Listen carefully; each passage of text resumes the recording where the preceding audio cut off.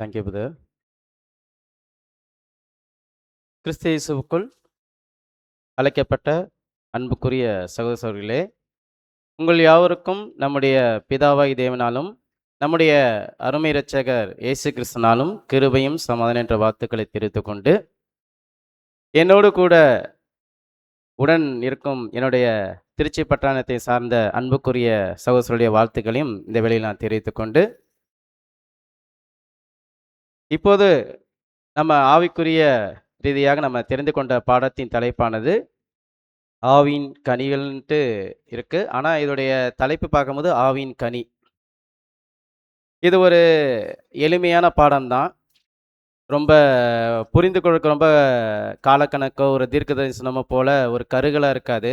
எல்லோருக்கும் ஒரு புரியிற வண்ணமாக தேவன் ஏன்னா சில வசனங்கள் எளிமையாக புரியும் வண்ணமாக தேவன் கொடுத்திருப்பார். ஆனா அதுல ரொம்ப ஒரு பெரிய பெரிய பாடங்கள் இருக்கு நம்ம கற்றுக்கொள்றதுக்கு. அதே போல தான் தீர்க்கதரிசன பாடங்களா இருந்துட்டாலும், காலக்கணக்கு பாடம் சில பேத்துக்கு புரியாது. சில பேத்துக்கு ரொம்ப ஒரு அப்படியே டிப்ரஷன்லயே கேட்டுக்கிட்டே இருக்க மாரி. ஆனா, எல்லோருக்கும் புரியிற வண்ணமாக தேவன் சில பாடங்களை நமக்கு தந்திருக்கிறார். ஏன் அப்படின்னு பார்க்கும்போது, இந்த பாடத்தின் சாராம்சம் நம்ம கடைப்பிடிக்கும்போது, நம்ம என்ன நோக்கத்துக்கு தேவன் அழைத்தாரோ, அந்த நோக்கத்தை செய்து முடிப்பவர்களாக இருப்போம். ஏன்னா, இந்த பாடத்தின் நீங்க கடைசியில பார்க்கும்போது, இந்த சாராம்சம் பார்க்கும்போது, ஏன்னா தேவன் சில நோக்கத்துக்காக அழைத்திருப்பார். நம்ம சில நோக்கத்துக்காக இருப்போம். ஆனா, தேவனுடைய சிந்தையில பார்த்தோன்னா, நம்ம அழைத்த நோக்கமே அவர் வேற விஷயமா இருக்கும். அதே போல தான் சில சத்தியங்கள் நமக்கு கேட்க எளிமையா இருக்கும். அதன் பிரகாரமா தான் இந்த பாடத்தின் தலைப்பானது ஆவியின் கனிகள். இந்த பாடம் எப்படியா இருக்குன்னு பார்க்கும்போது, இது முதல்ல நம்ம எதிலிருந்து எடுத்துட்டோம்னா, இது நம்ம ஒரு கைகள்ல சில மாதங்களுக்கு கொடுக்கப்பட்ட இந்த சிறிய புஸ்தகம் இருக்கு தெரியுங்களா? இத படிச்சிருப்பீங்கன்னு நினைக்கிறோம். மறுரூபமாக்கும் சத்தியங்கள். இந்த பாடம் அதுலேருந்து தான் நம்ம எடுத்திருக்கிறோம். ரொம்ப அருமையா இருக்கு. வாய்ப்பு இருக்க சகோதரர் வீட்லயும் இன்னும் போய் படிக்கலாம். இது எப்படி அமையும்னா, ஆவியின் கனி. ஃபர்ஸ்ட்டு ஆவிய குறிச்சு பேசிக்கிட்டே வருவாரு. அப்புறமேட்டு பார்த்தோம்னா, கனிய குறிச்சு பேசுவார். என்ன பிரதர் ஆவியின் கனினா 2 பார்ட்டாக இது வரும். ஃபர்ஸ்ட்டு தேவனுடைய ஆவி எப்படி எப்படிலாம் செயல்பட்டுச்சு. இந்த பூமியா இருக்கட்டும் சரி, இப்ப இந்த பூமியில நம்ம உட்கார்ந்துருக்கோம்னா, ஜீவனோட உட்கார்ந்துருக்கோம்னா, தேவன் இந்த பூமி முன்னாடி இருந்துச்சுன்னா, நம்ம இந்த மாரி உட்கார முடியாது. ஏன்னா, நம்ம ஃபோட்டோ ட்ராமா புஸ்தகத்தில பார்த்துருப்போம். தேவன் எவ்வளோ சிருஷ்டிப்பு பண்ணிரு அதே போல தான் இந்த பூமி எப்படி சிருஷ்டி பண்ணாரு, அதே போல தேவனுடைய ஆவி பழைய ஏற்பாட்டு பரிசுத்தவான்கள் மத்தியில எப்படி எப்படிலாம் செயல்பட்டுச்சு, நம்முடைய அருமை இரட்சகர் அவருடைய வாழ்க்கையில எப்படி செயல்பட்டுச்சுன்ட்டு இந்த படம் அதுக்கப்புறம் நமக்குரிய பாடங்கள் இது தொடரும். சரி. நம்ம இது ஃபர்ஸ்ட்டு ஆவி ஆவிய குறிச்சு பார்த்துரலாம். ஃபர்ஸ்ட்டு இந்த ஆவி எங்க செயல்பட்டுச்சுன்னா, நம்ம வாழக்கூடிய இந்த பூமி. ஏன்னா, இந்த பூமி எப்படி இருந்துச்சு, நம்ம வசனம் கூட நமக்கு பரிச்சயமான வசனம் தான். இந்த பூமி எப்படி இருந்துச்சுன்னு பார்க்கும்போது வாசிக்கலாம். ஆதியாகமம் 1:2. ஆதியிலே தேவன் வானத்தையும் பூமியையும் சிருஷ்டித்தார். பூமியானது ஒழுங்கின்மையும் வெறுமையுமாயிருந்தது. போதும் சிஸ்டர். எப்படி இருந்துச்சுன்னா, பூமியானது ஒழுங்கின்மின் வெறுமையமா இருந்துச்சு. இது இது பார்க்கும்போது, அ எபிரியர் பாஷையில என்ன சொல்றாருன்னா, ஒரு வெற்றிடம், ஒரு இருள் சூழ்ந்த அப்படின்றார். இது என்னன்னா வாழக்கூடிய எந்த ஜீவராசியும் வாழக்கூடிய தகுதி இல்லாத இருந்த பூமிய, தேவன் எப்படி அத சிருஷ்டி பண்ணா நம்ம ஃபோட்டோகிராம் புஸ்தகத்தில படிச்சோம்னா, ரொம்ப அருமையா இருக்குங்க. ஏன் இந்த ஃபோட்டோகிராம புஸ்தகம் படிக்கும்போது, ரொம்ப ஒவ்வொரு விஷயமும் தேவன் எவ்வளோ நேர்த்தியா பண்ணியிருக்கிறாருன்னு பார்க்கும்போது, ரொம்ப அருமை. ஏன்னா, இந்த இந்த பூமியை சிருஷ்டி பண்றது விஷயத்த கண்டுபிடிக்க அநேக பேர் தன் வாழ்க்கையை அர்ப்பணித்து, தன் வாழ்க்கை இதுக்காகவே மரிச்சிருக்காங்க நெறைய பேர். ஆனா கண்டுபிடிச்சிருக்காங்களா? எப்படி தேவன் இந்த பூமிய சிருஷ்டி பண்ணியிருக்கு, இது எப்படி உருவாச்சுன்னு கண்டுபிடிச்சாங்கன்னா, அவங்களுடைய சிந்தனையில வேற மாரி நினைச்சுட்டு, தன்னுடைய வாழ்க்கையே அர்ப்பணிச்சு, அதுக்கு ஒண்ணுமே இல்லாம இறந்து போயிருக்காங்க. ஆனா தேவன் பாருங்க, எப்படி நம்ம ஒரு சாதாரண வசனம் தான் நம்ம ஏதோ வாசித்துட்டு போயிர்றோம். ஆனா, இது தேவன் எப்படி சிருஷ்டி பண்ணியிருக்கிறாருன்னா, ரொம்ப அருமையா சிருஷ்டி பண்ணியிருக்கிறாரு. அடுத்து வாசிங்க சிஸ்டர். எப்படி அவர் சிருஷ்டி பண்ணாருன்னு பாருங்க. ஆழத்தின் மேல் இருள் இருந்தது. தேவ ஆவி ஜலத்தின் மேல் அசைவாடிக் ஆ கொண்டிருந்தது. இப்பதான் நமக்கு கன்க்ளூஷன் வருது. எப்படின்னா, தேவ ஆவி அசைவாடு கொண்டு இருந்துச்சுன்னா, ஒரு ஊஞ்சல் மாரில தேவனுடைய ஆவி கிரிகை செய்ய ஆரம்பிக்குது. அங்க தான் கிரிகை செய்ய ஆரம்பிக்கும்போது, ஒவ்வொன்னா நடக்குது. நம்ம பார்த்துருக்கீங்களா? வசனத்துல ஒவ்வொரு நாளும் ஒவ்வொன்னா நடக்கும்போது, பெரிய ஆச்சரியமான விஷயம் நடக்குதுன்ட்டு பிரதர் இந்த பாடத்துல எழுதுறாரு. என்ன சொல்றாருன்னா, பெரிய பெரிய ஜென்ட் மீன்கள். ஏன்னா நம்ம வாழ்க்கையில பார்க்கும்போது, ஒரு சந்தையிலயோ ஒரு எத்தன கிலோ மீன் பார்த்துருப்போங்க நம்ம வாழ்க்கையில? ஒரு சந்தையில பார்க்கும்போது ஒரு 10 கிலோ, ஒரு 20 கிலோ மீன் பார்த்துருப்போம். ஆனா நம்ம ஒரு ஒரு டிஸ்கவரி சேனல் எடுத்து பார்த்தீங்கன்னா, பெரிய பெரிய ஜென்டில்மேன் இதெல்லாம் ரொம்ப நமக்கெல்லாம் யோசிக்கவே முடியல. இதெல்லாம் தேவன் இப்படி வழிநடத்துறாரா? இது எப்படி சிருஷ்டி பண்ணியிருப்பாரு?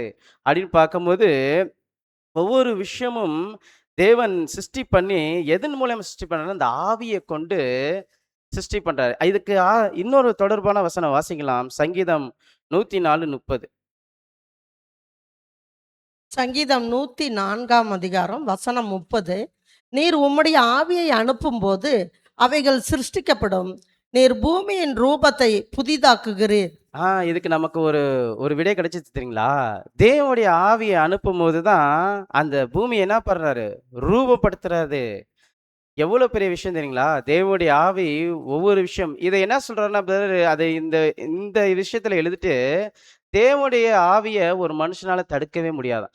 நீ எவ்வளோ பெரிய சக்தி படைத்தவனா இருந்துட்டாலும், தேவனுடைய ஆவி செய்ய நினைச்சுச்சுன்னா, ஒவ்வொரு விஷயத்த நீ எந்த மனிதனாலும் தடுத்து நிறுத்த முடியாதுன்றாரு. தேவனுடைய ஆவி தான் இந்த பூமிய நம்ம வாழ்றதுக்கு தகுதி உள்ள ஏன்னா பூமியோட அழகெல்லாம் நம்ம பார்த்தோம்னா, இப்ப இருக்க பூமி நம்ம பார்க்கும்போது ஒரு மாரியா இருக்கும். ஏதேன் தோட்டத்துல. ஏன்னா, இப்பயே நம்ம போய் பார்த்தோம்னா, ஊட்டி, கொடைக்கானல் பார்த்தோம்னா, பிரமிக்கத்தக்கதாக தேவனுடைய வல்லமைய கொண்டு ஒவ்வொரு விஷயமும் அதிசயம் மேல அதிசயமா பண்ணி வச்சிருக்கிறாரு. தேவன் ஆவியை கொண்டு இந்த பூமிய அழகா சிருஷ்டி பண்ணி வச்சிருக்காரு. அடுத்தது பார்க்கும்போது, தேவனுடைய ஆவி பழைய ஏற்பாட்டு பரிசுத்தவான் மத்தியில எப்படி இருந்துச்சுன்னா, ஃபர்ஸ்ட் யார பார்க்கலாம்னா, யோசேப்பு. யோசேப்பு இவர் எப்படியாப்பட்டவர்னா, நம்ம யோசேப்பு புஸ்தகம் பார்த்தாங்கன்னா, ஒரு இவருடைய வாழ்க்கையில பார்க்கும்போது ஒரு 17 வயது நிறைந்தவரா இருக்கிறாரு. நிறைந்தவரா இருந்தவரு என்ன பண்றாருன்னா, தன் சகோதரர்களுக்காக பார்க்க போறாரு.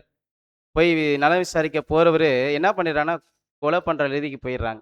அவர கிண்டல், கேலி பண்ணி கொலை ரீதிக்கு போயிட்டு, என்ன பண்ணிடுறாங்க, சில டைம் குழியில போட்டுடுறாங்க. ஆனா, அவர கொலை பண்ணணும்னு தான் நினைக்கிறாங்க. ஆனாலுமே, தேவன் அவரு நினைத்த திட்டம் வேற. அதனால என்ன பண்றாங்கன்னா, அவருடைய சகோதரன் வந்து, "இல்ல, இல்ல அங்க இஸ்மவேல் சந்ததி வராங்க. இவர வந்து நீங்க கொலை பண்ண வேணாம். நீங்க இஸ்மவேல் சந்ததியில வித்துருங்க" அப்படின்ட்டு இஸ்மவேல் சந்ததிட்ட வித்துடுறாங்க. வித்துட்டோனே என்ன பண்றாங்கன்னா, ஒரு சந்தை வெளியில வைக்கிறார். விற்கிறதுக்காக விற்கப்பட சந்தை வெளியில வைக்கப்பட்டவரு, போர்த்திபாரங்கிறவரு வராரு பார்வோன். பார்வோன் வாங்கிட்டு போயிட்டு, அவரு வீட்டுக்கு இதெல்லாம் நம்ம வாஸ்த காரியம் நமக்கு எல்லாமே தெரியும். ஆனாலுமே இதுல வந்து நெறைய விஷயங்கள் இருக்கு. ரொம்ப சாதாரண விஷயம் இல்ல. என்னன்னா, கொண்டு போய் வச்சுட்டு சில நாட்கள் அவர் வீட்ல வேலை செய்யும்போது சில தீமையான இதனால அவர வந்து குற்றம் சாட்டப்பட்டு, அவர ஜெயில்ல போடுறாங்க. ஜெயில்ல போட்டவரு கொஞ்ச நாள் கழிச்சு ரொம்ப சைலண்ட். என்ன ஆச்சுன்னா, நம்ம என்ன பண்ணோம்? தேவன் நமக்கு எவ்வளோ பெரிய விஷயம் எங்க தாத்தாக்கு எவ்வளோ பெரிய ப்ராமிஸ் பண்ணியிருக்கிறாரு. ஆபிரகாம் தாத்தாக்கு. அதெல்லாம் நிறைவேறா போயிருமானா? இல்ல. அப்படியே பொறுமையோட காத்திருக்கிறாரு. சாகறதுக்காக ஒப்பு கொடுக்கப்பட்ட மனுஷன, தேவன் வந்து சில விஷயங்கள் ஏற்ற வேளை செய்விக்கிறாரு. என்னன்னா, 2 மனிதர்கள சிறைச்சாலையில வச்சு, அப்புறமேட்டு அவர்களுக்கு சொப்பனத்தின் விடையை சொல்லும்போது, சில காலம் கழித்து போத்திபாருக்கு ஒரு கனவு வருது. அவரு கனவு வரும்போது ரொம்ப மண்டைய பிச்சுக்கிட்டு அப்படியே டென்ஷன்ல அலையிறாரு. இதுக்கு யாரு விடைய சொல்லுவார் அப்படின்னு பார்க்கும்போது, அப்போ ஒருத்தர் வராரு. சிறைசாலையில ஒரு மனுஷன பார்த்தேன். அவரு வந்து எங்களுக்கு கரெக்ட்டா கனவுக்கு பதில் சொன்னாரு. அதே போல உங்க கனவுக்கும் பதில் சொல்லுவாருன்னு சொல்லும்போது, சரி கூட்டு வாங்கன்னு சொல்லும்போது, என்ன பண்ணா கூட்டு வந்து சில விஷயம் யோசேப்பு சொல்லுவார். 7 வருடம் பஞ்சகாலம் வரும். நீங்க இப்படி இப்படி பண்ணுங்க. இப்படி இப்படி. சரி இந்த விஷயத்துக்கு யாரு வந்து பொறுப்பாளியா நினைக்கும்போது, திடீர்னு நீனே இருந்திருப்பா. நீனே இருந்திருப்பா. இதெல்லாம் சாதாரண விஷயமாங்க.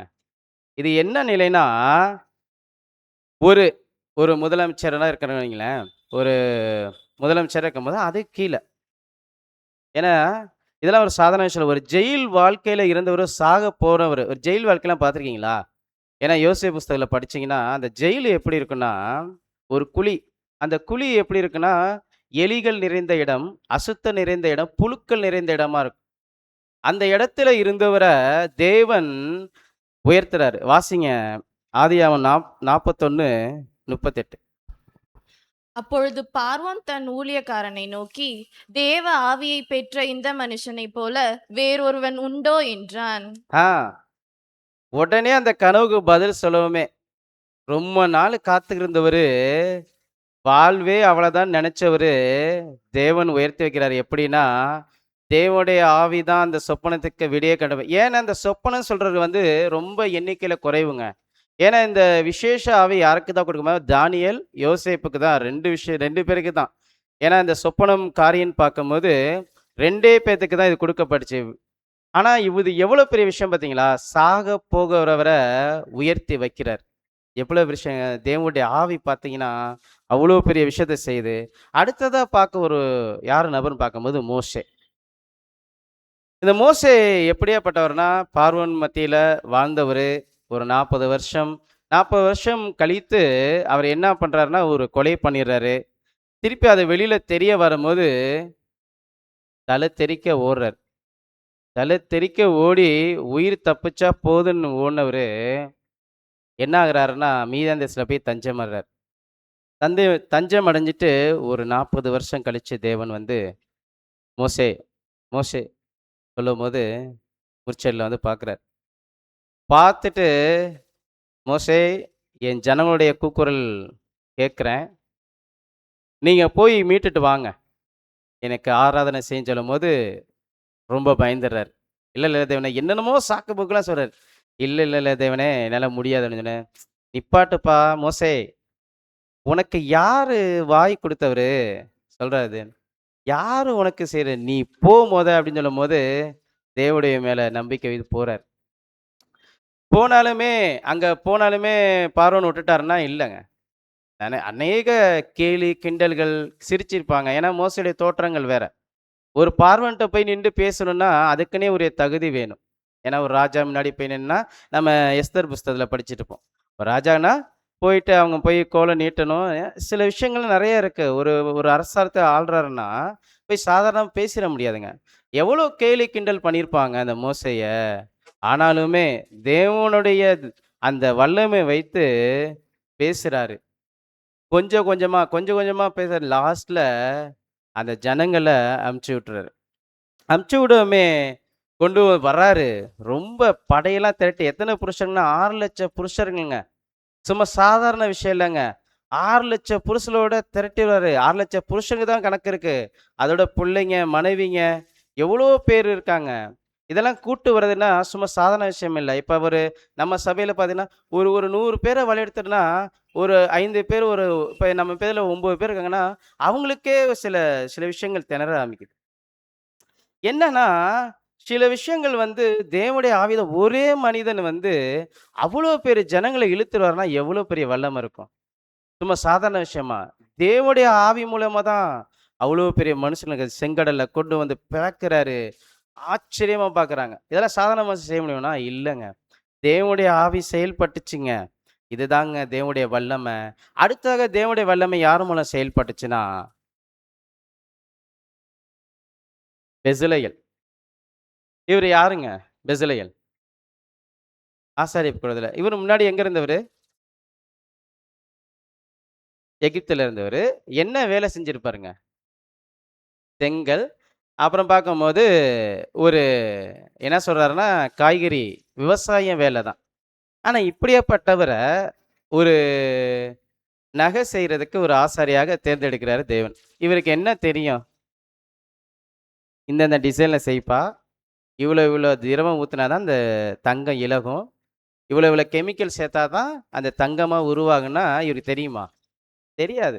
என்ன வேலை செஞ்சேன்னா, செங்கல் அறுக்கிற வேலை. என்னன்னா, காய் விவசாயம் செய்ற வேலை தான் இவருடைய வேலையே. ஆனா, ஒரு வேலை குறைவாயிட்டாலுமே என்ன நேரிடுங்க ஆசாரிப்பு கூடத்துல. ஒரு வேலை ஒரு குறைவா ஆயிருச்சு. ஒரு டிசைன் வந்து மாறிடுச்சுன்னா என்ன ஆகும்? மரணமே இது. அப்போ எவ்வளோ ஜாக்கிரதையா பண்ணியிருப்பாரு. இவருக்கு எப்படி வந்துச்சு இந்த ஞானம்? வாசிங்க யாத்திராகமம் 31, 2, 3. யாத்திராகமம் 31ஆம் அதிகாரம் 2 மற்றும் 3 வசனங்கள்.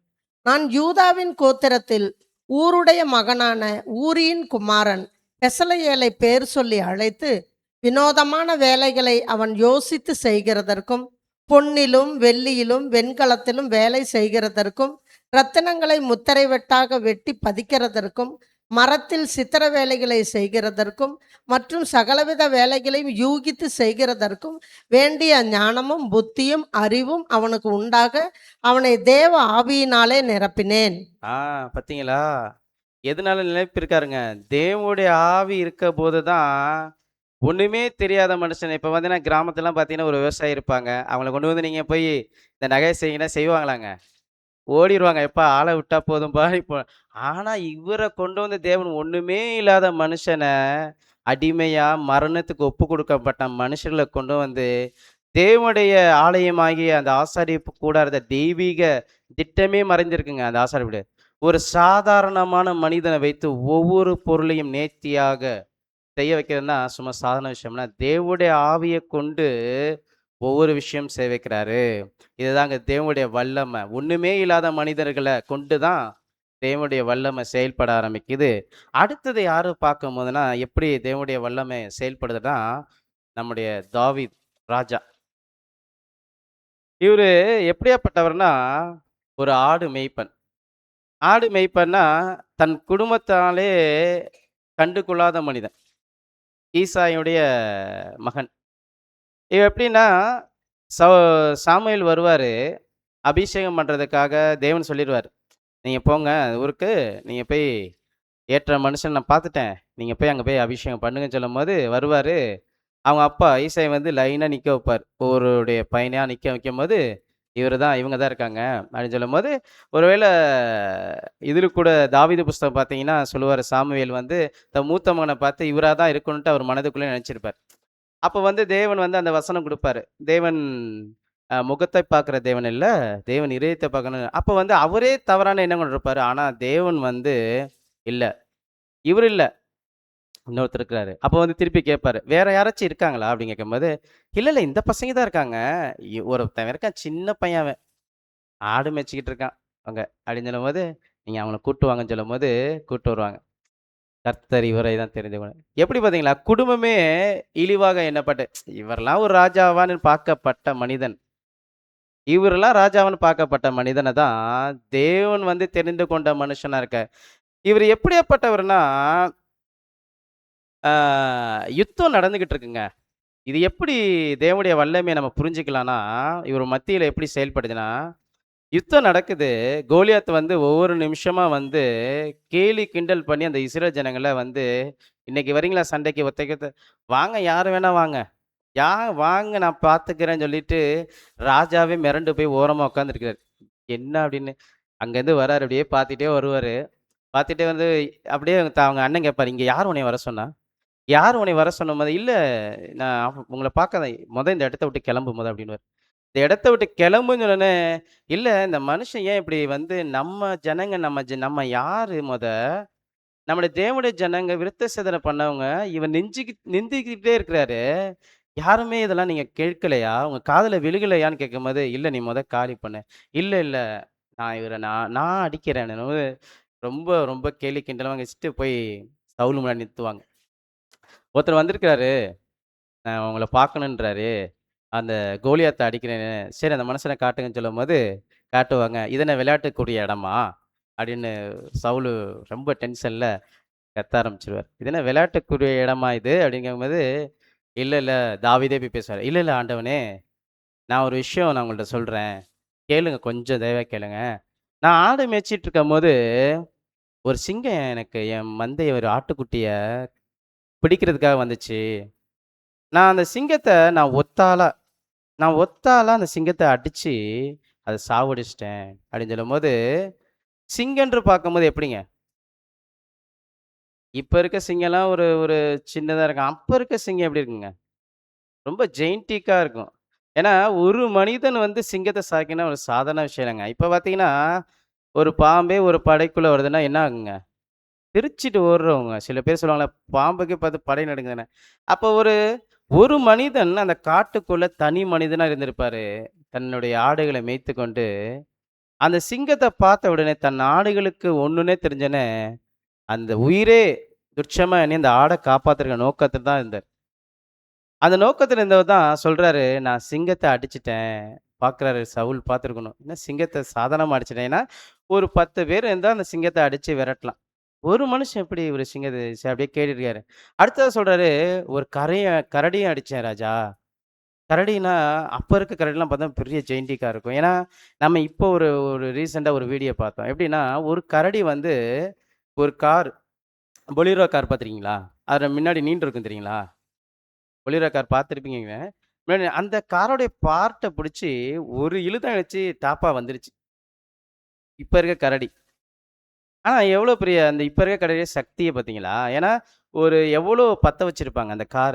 எவ்வளோ வெல்டு, எவ்வளோ உடைய இது ஒவ்வொரு விஷயம் பத்த வச்சிரும். அது ஒரு மனிதன் வந்து உடைக்கணும்னா, ஒரு சம்டி, ஒரு வெட்டுன்னு வச்சு ஒருத்தர் புடிக்கணும், இல்லன்னா ஒருத்தர் அடிச்சு உடைச்சா தான் அது உடைக்க முடியும். ஒரு சாதாரண கரடி உடைச்சு எடுத்துச்சுன்னா, அப்ப இருக்க கரடி எப்படி இருந்திருக்கும்னா, தாவீதே மிரண்டு போயிருக்கணும். ஏன்னா, கரடிலாம் பார்த்தாலே ஒரு இதுதான். அப்ப சாதாரணமா சொல்றாரு, "நான் கரடியும் சாவடிச்சுட்டேன் ராஜா, என்ன நம்புங்கன்னு" சொல்லும்போது, சரி. அவரு வந்துட்டு, "சரி நீ ட்ரெஸ்ஸ போடுப்பா." இவ்வளோ சொல்றீங்களே, "நீ ட்ரெஸ்ஸ போடுப்பா" சொன்னோனே, போட்டு விடுறாங்க. தொல தொல தொலன்னு நிக்குது.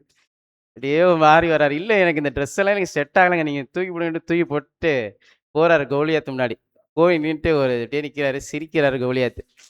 என்னடா இந்த பையன அனுப்பிச்சு விட்டுருக்காங்க. நம்ம யாரு? நம்மள ஊரே புகழ்ந்து பேசுது. பயந்து ஓடுறாங்க. அதுவும் பார்த்தா கையில ஒரு கல்லு. என்னப்பா நானா நாயா? நாய் மாரி என்னைய அடிக்க வர்ற நீனு? எனக்கு சரி வந்துட்ட வா. என் ஈட்டிக்கு பதில் சொன்னேன். ஈட்டி வராரு. மிஸ் ஆயிருது. நானு கொஞ்ச நேரத்திலே கண் சிமிட்டுற நேரத்தில அடிச்சாரு. ஒரே அடி. மிரண்டு போயிட்டாங்க எல்லாமே. இதான் சாதாரண விஷயமாங்க? பட இஸ்ரேல் படையே ஒதுங்கி நிக்குது. எல்லா சாம்ராஜ்யமும் கோலியாத்த பார்த்தா மிரளுது. ஒரு ஆடு மேய்க்கிறவரு வந்து நின்னு, ஒரே அடி. எல்லாமே மிரண்டு போயிட்டாங்க. எல்லாம் சந்தோஷம் இஸ்ரேலுக்கே. சின்ன பையன். இதெல்லாம் சாதாரண விஷயம்னா, சாதாரண விஷயம் இல்லங்க. தேவனுடைய ஆவிங்க. தேவனுடைய ஆவி செயல்பட்டுச்சுன்னா, என்ன வேணாலும் செய்யுங்க. எப்படிப்பட்ட விஷயத்த வேணா செய்யும். நம்ம நினைக்காத விஷயம் நம்ம சிந்தையிலே நினைக்க முடியாது. தேவனுடைய ஆவி ஒரு மனுஷனுக்குள்ள வந்துச்சுன்னா, அவரு நினைச்சது செஞ்சுட்டு போயிரும். அடுத்ததா பார்க்கும்போது, யார் மத்தியில தேவனுடைய ஆவி செயல்பட ஆரம்பிச்சுன்னா, நம்முடைய அருமை ஆண்டவர், நம்முடைய இரட்சகர். அவரு மத்தியில தேவனுடைய ஆவி செயல்பட்டுச்சு. எப்படி செயல்பட்டுச்சுன்னா, அவருடைய வாழ்க்கையில நடந்த மரணம் வந்து ஒரு சாதாரண மரணம் இல்லங்க. ஏன்னா, உலகத்தில அந்த சரித்திரத்திலே எழுதுறாங்க, இந்த மாரி மரணம் யாருக்குமே நடக்காதுங்க. இது எப்படி இவரு சகிச்சாரு? இது எப்படி இவருக்கு சகிக்க முடிஞ்சுச்சு? இது மாரி கொடூரமான மரணம் ஒரு மரணமே நடந்தது இல்லங்க, அப்படின்றாங்க. எப்படி இவரால முடிஞ்சுச்சு இந்த மரணம்? ஏன்னா கெத்செமனேலே பயந்துட்டாருங்க. கர்த்தர் அந்த அவருக்கு வெளிப்படுத்தும்போது, இந்த மரணம் என்னை விட்டு நீங்க கூட நெருங்கிருங்க. ஏன்னா பிதாவுடைய சித்தம் செய்ய வந்தவர் தான். ஆனா சில விஷயங்கள் யோசிக்கும்போது, நான் கரெக்ட்டா செஞ்சுருவேனா? இது ரொம்ப பெரிய விஷயம் அப்படின்ட்டு அவருக்கே கொஞ்சம் ஆவியெல்லாம் கலங்கி, ரத்த வேறு வர வரையுமே இதாயிருச்சு. எப்படி இதாச்சுன்னா, வாசிங்க லூக்கா 4:18. லூக்கா 4ஆம் அதிகாரம் வசனம் 18. கர்த்தருடைய ஆவி என்மேல் இருக்கிறது. தரித்திரருக்கு சுவிசேஷத்தை பிரசங்கிக்கும்படி என்னை அபிஷேகம் பண்ணினார். இருதயம் நறுங்குண்டவர்களை குணமாக்கவும், சிறைப்பட்டவர்களுக்கு விடுதலையையும், குருடருக்கு பார்வையையும் பிரசித்தப்படுத்தவும், நொறுங்குண்டவர்களை விடுதலையாக்கவும். பார்த்தீங்களா? தேவனுடைய ஒரு மரணம்னா எப்படி நடக்குன்னா, ஒரு சிலுவையில கட்டிருவாங்க. கட்டிட்டு ஒரு அந்த போகிற வழியில நிறுத்திருவாங்க. கழுகுல வந்து கொஞ்சம் கொஞ்சமா, கொஞ்சம் கொஞ்சமா அந்த உயிர அணு அணுவா கொஞ்சம் சாவடிக்கும். ஆனா இவருடைய மரணம் பார்க்கும்போது யாருக்குமே சகிக்க முடியல. ஏன்னா சோல்ஜர்களே மிரண்டுட்டாங்க. சில சோல்ஜர்களே மரம் மாறிட்டாங்க அந்த இடத்துல. ஐயோ! இந்த மாரி மரணம்லாம் யாருக்கு இது ஆகுதுங்க அப்டின்ட்டு. அப்ப எப்படி இவரால செய்ய முடிஞ்சுன்னா, தேவனுடைய ஆவிங்க. தேவனுடைய ஆவி இருக்கும்போது தான், இவரே இவ்வளோ பெரிய மரணத்த எப்படி இவரு சகிச்சாரு? அப்படின்னு தான் இது தேவனுடைய ஆவி வந்து தான் கர்த்தருக்கு ஒவ்வொரு விஷயமா, ஒவ்வொரு நாளும், ஒவ்வொரு தினமும் தேவனுடைய ஆவிய இருக்க இருக்க அவர் செய்த அந்த மரணமே நமக்கு பெரிய ரட்சிப்பை உண்டாச்சுங்க. அடுத்ததாக பார்க்கும்போது யாருக்கு பரிசுத்த ஆவி அங்க வெளிப்பட்டுச்சு அப்படி பார்க்கும்போது, பெந்தேகோஸ்தை நாளில அந்த சீஷர்கள் மத்தியில தேவனுடைய ஆவி செயல்படத் தொடங்குது. என்னன்னா, அந்த 50ஆம் நாள்ல அந்த மேல்வெட்டு அறையில பயந்து பயந்து நடுங்கிட்டு உட்கார்ந்துருக்காங்க. ஏன் பயந்து நடுங்கிட்டு உட்கார்றாங்க? ஏன் உட்கார்ந்துட்டு இருந்திருக்காங்க?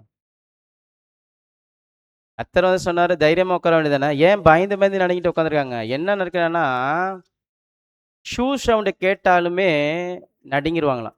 ஏன்? யார் ஷூ சவுண்டு? ரோமருடைய ஷூ சவுண்ட் எதுவும் கேட்குதா? இல்ல பரிசேயருடைய சரிசேயருடைய ஷூ சவுண்ட் எதுவும் கேட்குதா? அவங்க காவல்ல எதுவும் வர்றாங்களான்னு காதுகிட்ட கதவுகிட்ட வச்சு ஒவ்வொன்னா கேட்டுட்டு ஏன் அப்படி பயந்து பயந்து நடுங்கணும்னா, கர்த்தருடைய மரணத்த பார்த்துருக்காங்க. நேர்ல பார்த்துருக்காங்க. ஏன்னா, கர்த்தர் யாருன்னு அவங்களுக்கு தெரியும். ஏன்னா, காற்றையும், கடலையும் அடக்குனவரு அவங்க முன்னாடி ஆச்சரியமா பார்த்தாங்க. அப்பா! இப்படியாப்பட்ட மனுஷன். ஓ! எவ்வளோ பெரிய மனுஷனு அப்படின்ட்டு. அப்புறமேட்டு பார்த்தா, நோய குணமாக்குறாரு. எல்லாம் மிரண்டு போறாங்க. லாசருவே வான்றாரு. உயிரோட வர்றாங்க.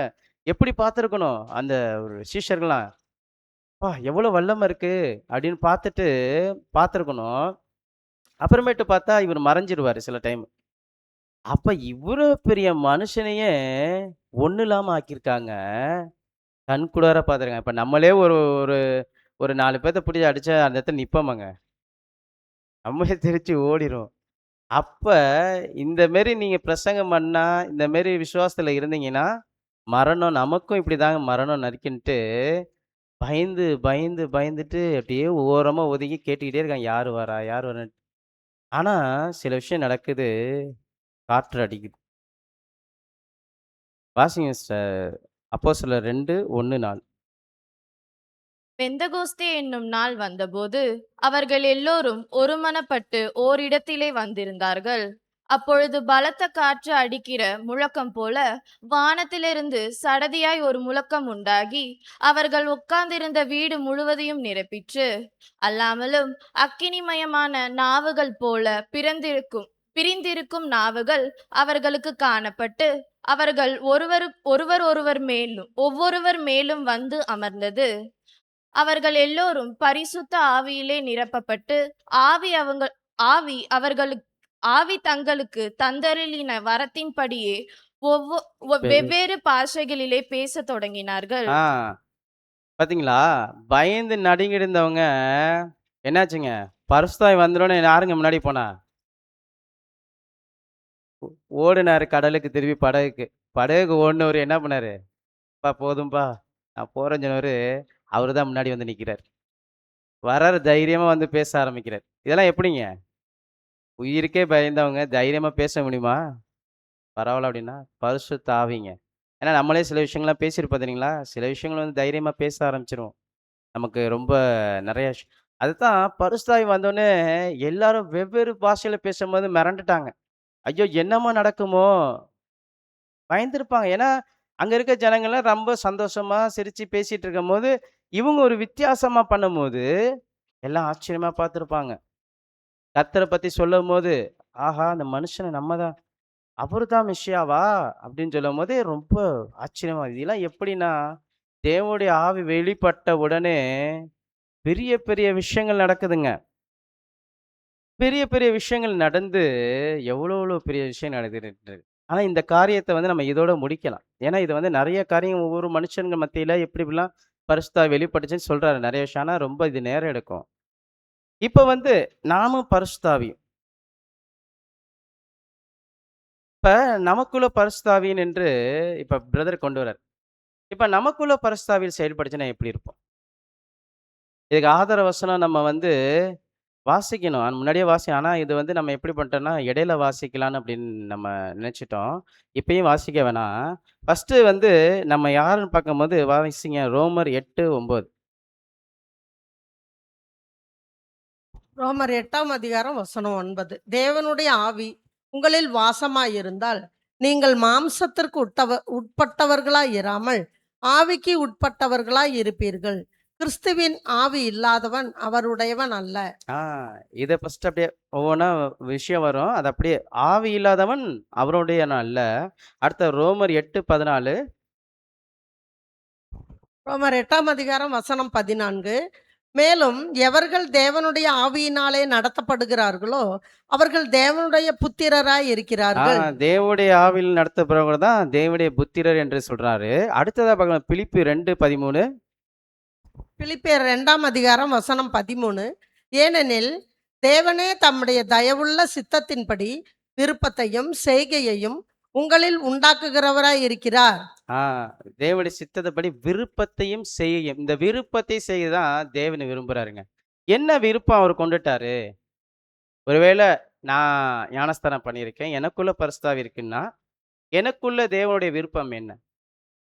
ஒவ்வொருவரும் இதை நீங்க அனலைஸ் பண்ணி, தேவனுடைய ஆவி இருக்குன்னு உங்களுக்குள்ள நினைச்சிட்டீங்கன்னா, நான் அதை ஞானஸ்தானம் பண்ணிட்டேன், ஒருவேளை தேவன் எனக்குள்ள ஆவி இருக்கு அப்படின்னு நினைச்சீங்கன்னா, தேவன் சில விஷயங்கள் எதிர்பார்க்கிறாருங்க. என்ன எதிர்பார்க்கிறாருன்னா, தேவனுடைய திட்டத்திலே மிகப்பெரிய விஷயம் ஒன்று நடக்க போகுது. என்னன்னா, தேவனுடைய அந்த 4 குணத்துல ஒரு குணலட்சணத்தை அவர் வந்து செயல்படுத்த போறார். அந்த குணலட்சணத்தை இப்ப நம்முடைய கரங்கள்ல கொடுத்துருக்கார். ஏன்னா நான் வாசிங்க, கலாத்தியர் 5:22. ஆவியின் கனியோ அன்பு, போதும் சிஸ்டர். இந்த அன்பை குறித்து தான் பார்க்க போறோம். ஆவியின் கனியில அநேக கனிகள், 9 கனிகள் இருந்துட்டாலும் இந்த அன்பென்ற கனி நமக்குள்ள வந்துச்சுன்னா என்ன சொல்றானா பேரு, இந்த 8 கனிகளும் கூட சேர்ந்து வந்துருக்கும்.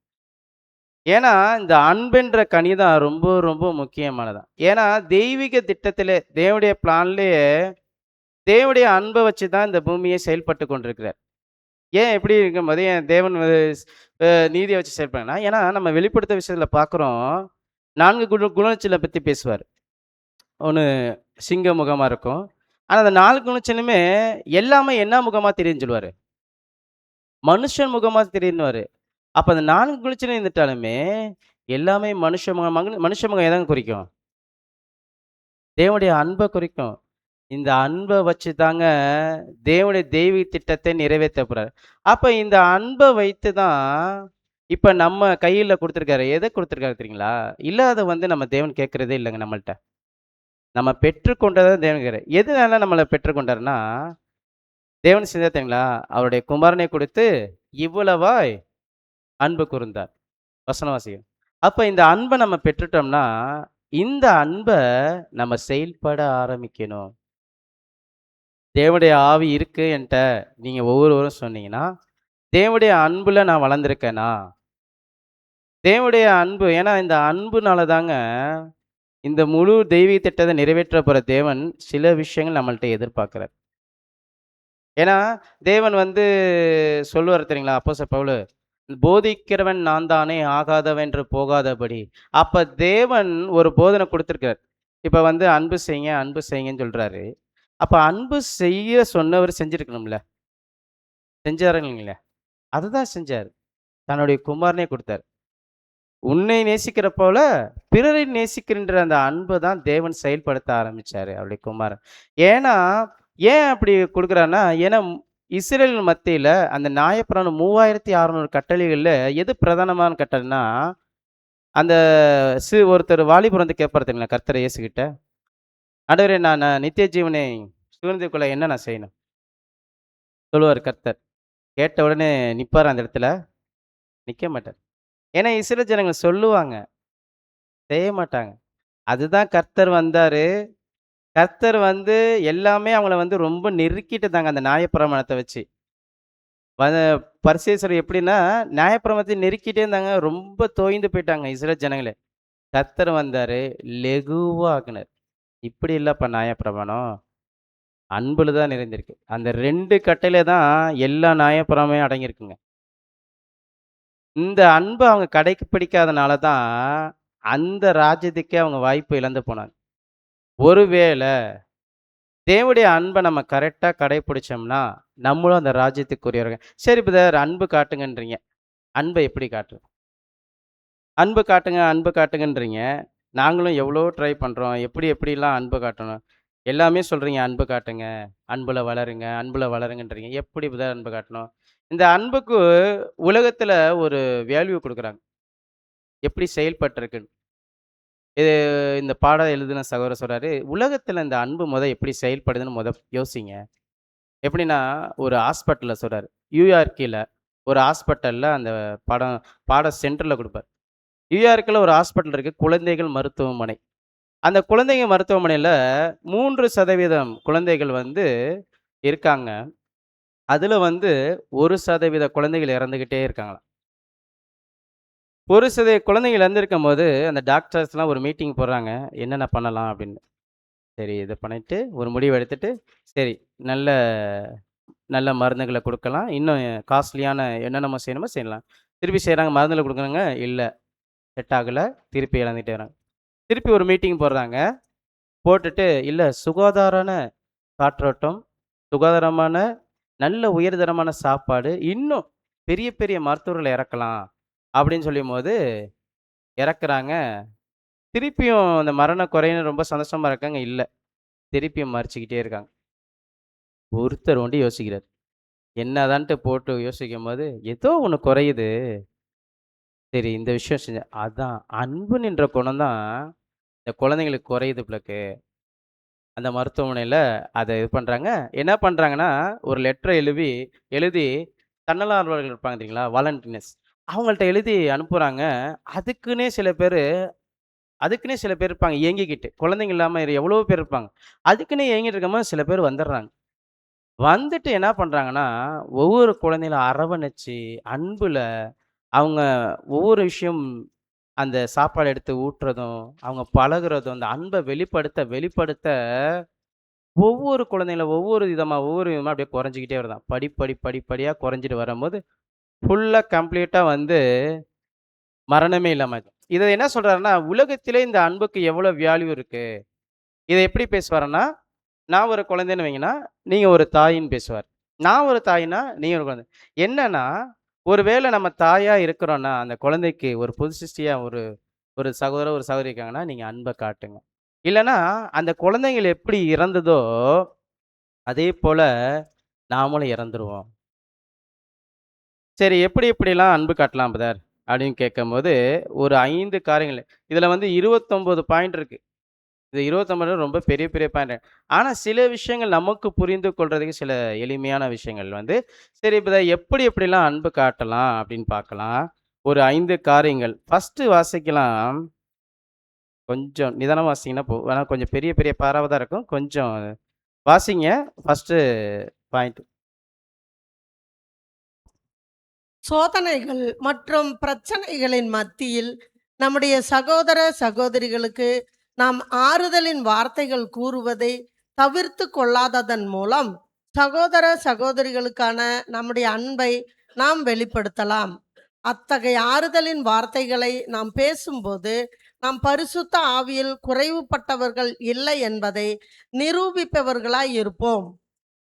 என்ன சொல்றாருன்னா, சோதனைகள் மத்தியில, பிரச்சனைகள் மத்தியில, ஒரு சகோதர சகோதரிகள் நம்ம மத்தியில வராங்கன்னா,